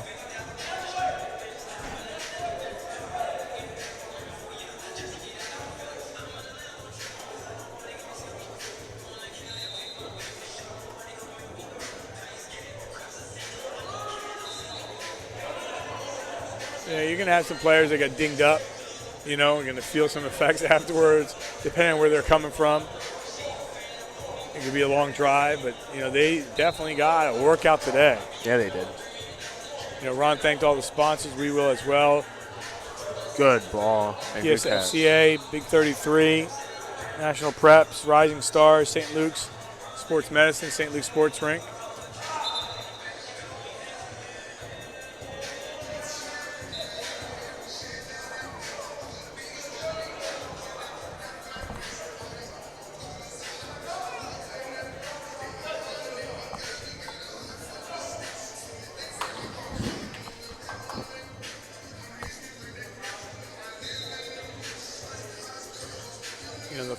On the left side of the screen, there's more drills going by the linemen.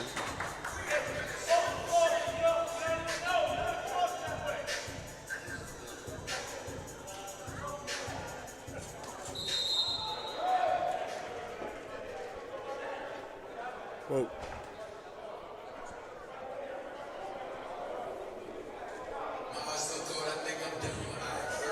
Tell you what, I'm more impressed here seeing Mike Caramelli,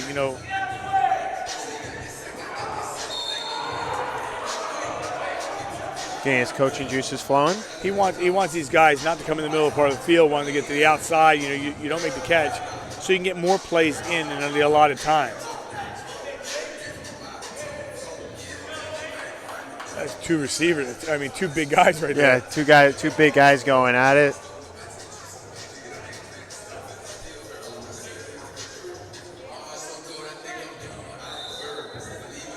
Oh, got offs real quick with the cut. Good cut, good release off the ball.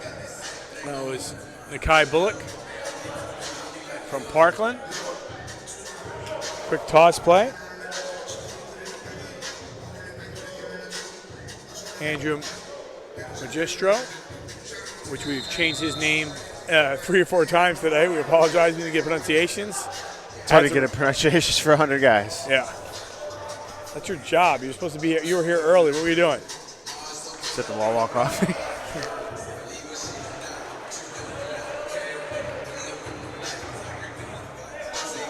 So the linemen look like they're wrapping up their drill. Picked off by number Jordan Alston. Having himself a combine too. Oh, nice catch. That was a great grab. 4. How many times did we call his name?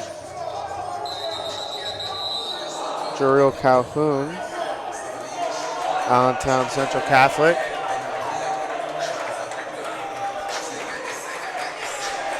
They want to end. They said, heck no, not yet. This is what, the energy. These guys want to keep going. There's that energy and passion.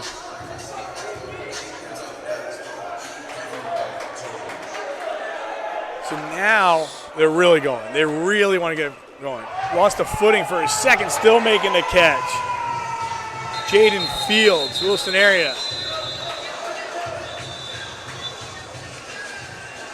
Oh, I thought when they said one more, I thought they meant one more round, 100 more plays.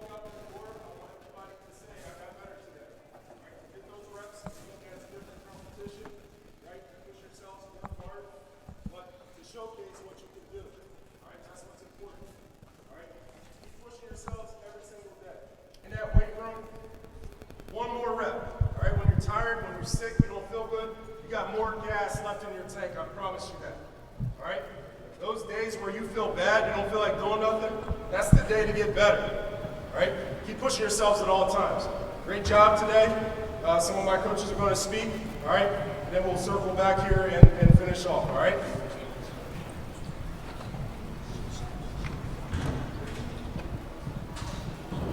Just kind of fading away. Hey, guys, thank you for coming today. We appreciate it. We're following you. I know I want to ditto what Coach said. Never get enough work in. Don't forget about the academics. Being a good person, okay? Those are all important elements. And those are the things that a lot of colleges are looking for. Not just a great football player, but the all-around player and athlete. So, hey, you took a great step in coming today. Good luck to you, and we hope to see you again next year.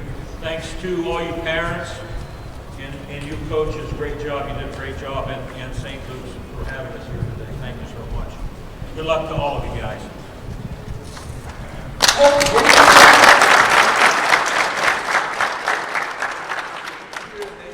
Something in your head, right?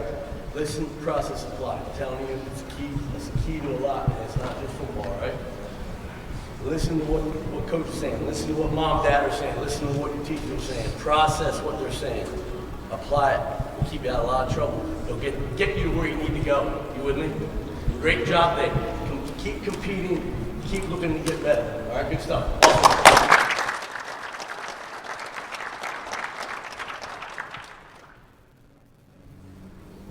Give yourself a round of applause.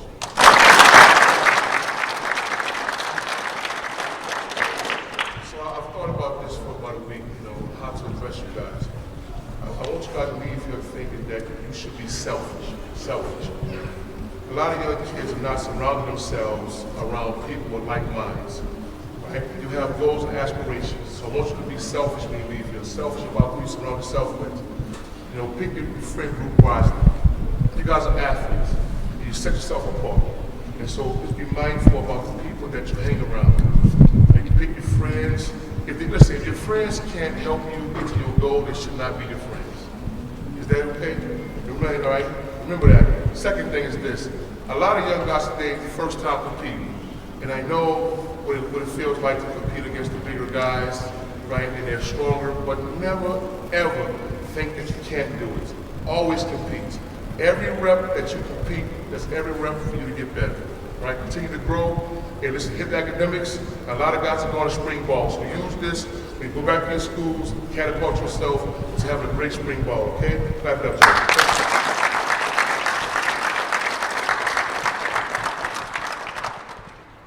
So to finish off, it's the end of the school year. It's nice. Weather's changing, except for today, right? Weather's going to change. You guys got less than a month of school left. You got finals. Now is not the time to coast. Stay focused on your academics and what you're supposed to do in the classroom to give yourselves opportunities in the future, all right? I am 42 years old. If we rewind 20, 25 years ago, when I was in your shoes, I was not trying my best in the classroom. And that came back to haunt. How did that haunt me? Because I didn't go to the schools that I wanted to. I still got an opportunity, right? But I made things a lot harder on myself than it had to be, okay? So if you guys do the right things in the classroom, work hard, be a good leader in the classroom, on the field, in the community, do the right things, be a good teammate, be a good leader, do the right things at all times, give yourselves opportunities. If you focus on your academics, by the time it's time your senior year to sign, right, you want to be able to choose what school you want to go to. Not be limited to, man, I can only go here, or now I have nowhere to go simply because I didn't put in the same effort that I do on the field, right? What you do here is awesome. What you do on Friday nights is great. It's just as important to do that in the classroom and bust your butts and get the grades that you need to get. Is that understood? And you guys promise me that you guys will work hard in the classroom and finish strong. All right, let's get break down here. You guys will get your results sent to you, all right, and we will select the top performers, all right, to come back for the Elite Showcase. Awesome energy today, great vibe. Let's keep this energy up in the future, all right? Let's get a breakdown on Big Man here. Yo, hard rock on three. 1, 2, 3. Hard rock!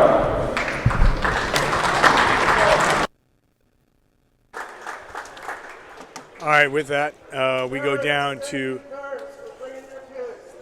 Kieran Lynch, and Kieran has her final thoughts. Kieran? Thanks, guys. What a great showcase it was here today. Excellent, excellent talent from all of these young athletes here that we have. He really pressed in the last talk that they just had there that academics is so important to getting your name out there just as much for athletics. Coach said that you need to be focused in the classroom as well as outside. You need to be a strong leader, a good leader, be a nice person at all times, because that's really also what is going to help you to further your athletic career. Mike Saramelli, he said, there's 3 things if I want you to know when you leave here today.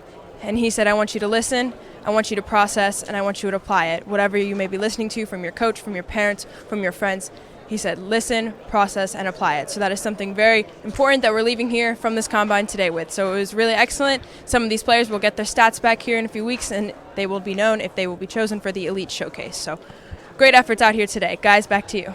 All right, Kieran, great job down there with the interviews and your analysis and everything else. And up here, Derek, as well, your final thoughts. Final thoughts, she said it best. A lot of these coaches with Mike Serrano, they said, listen, process, and then teach it. Listen, and process it.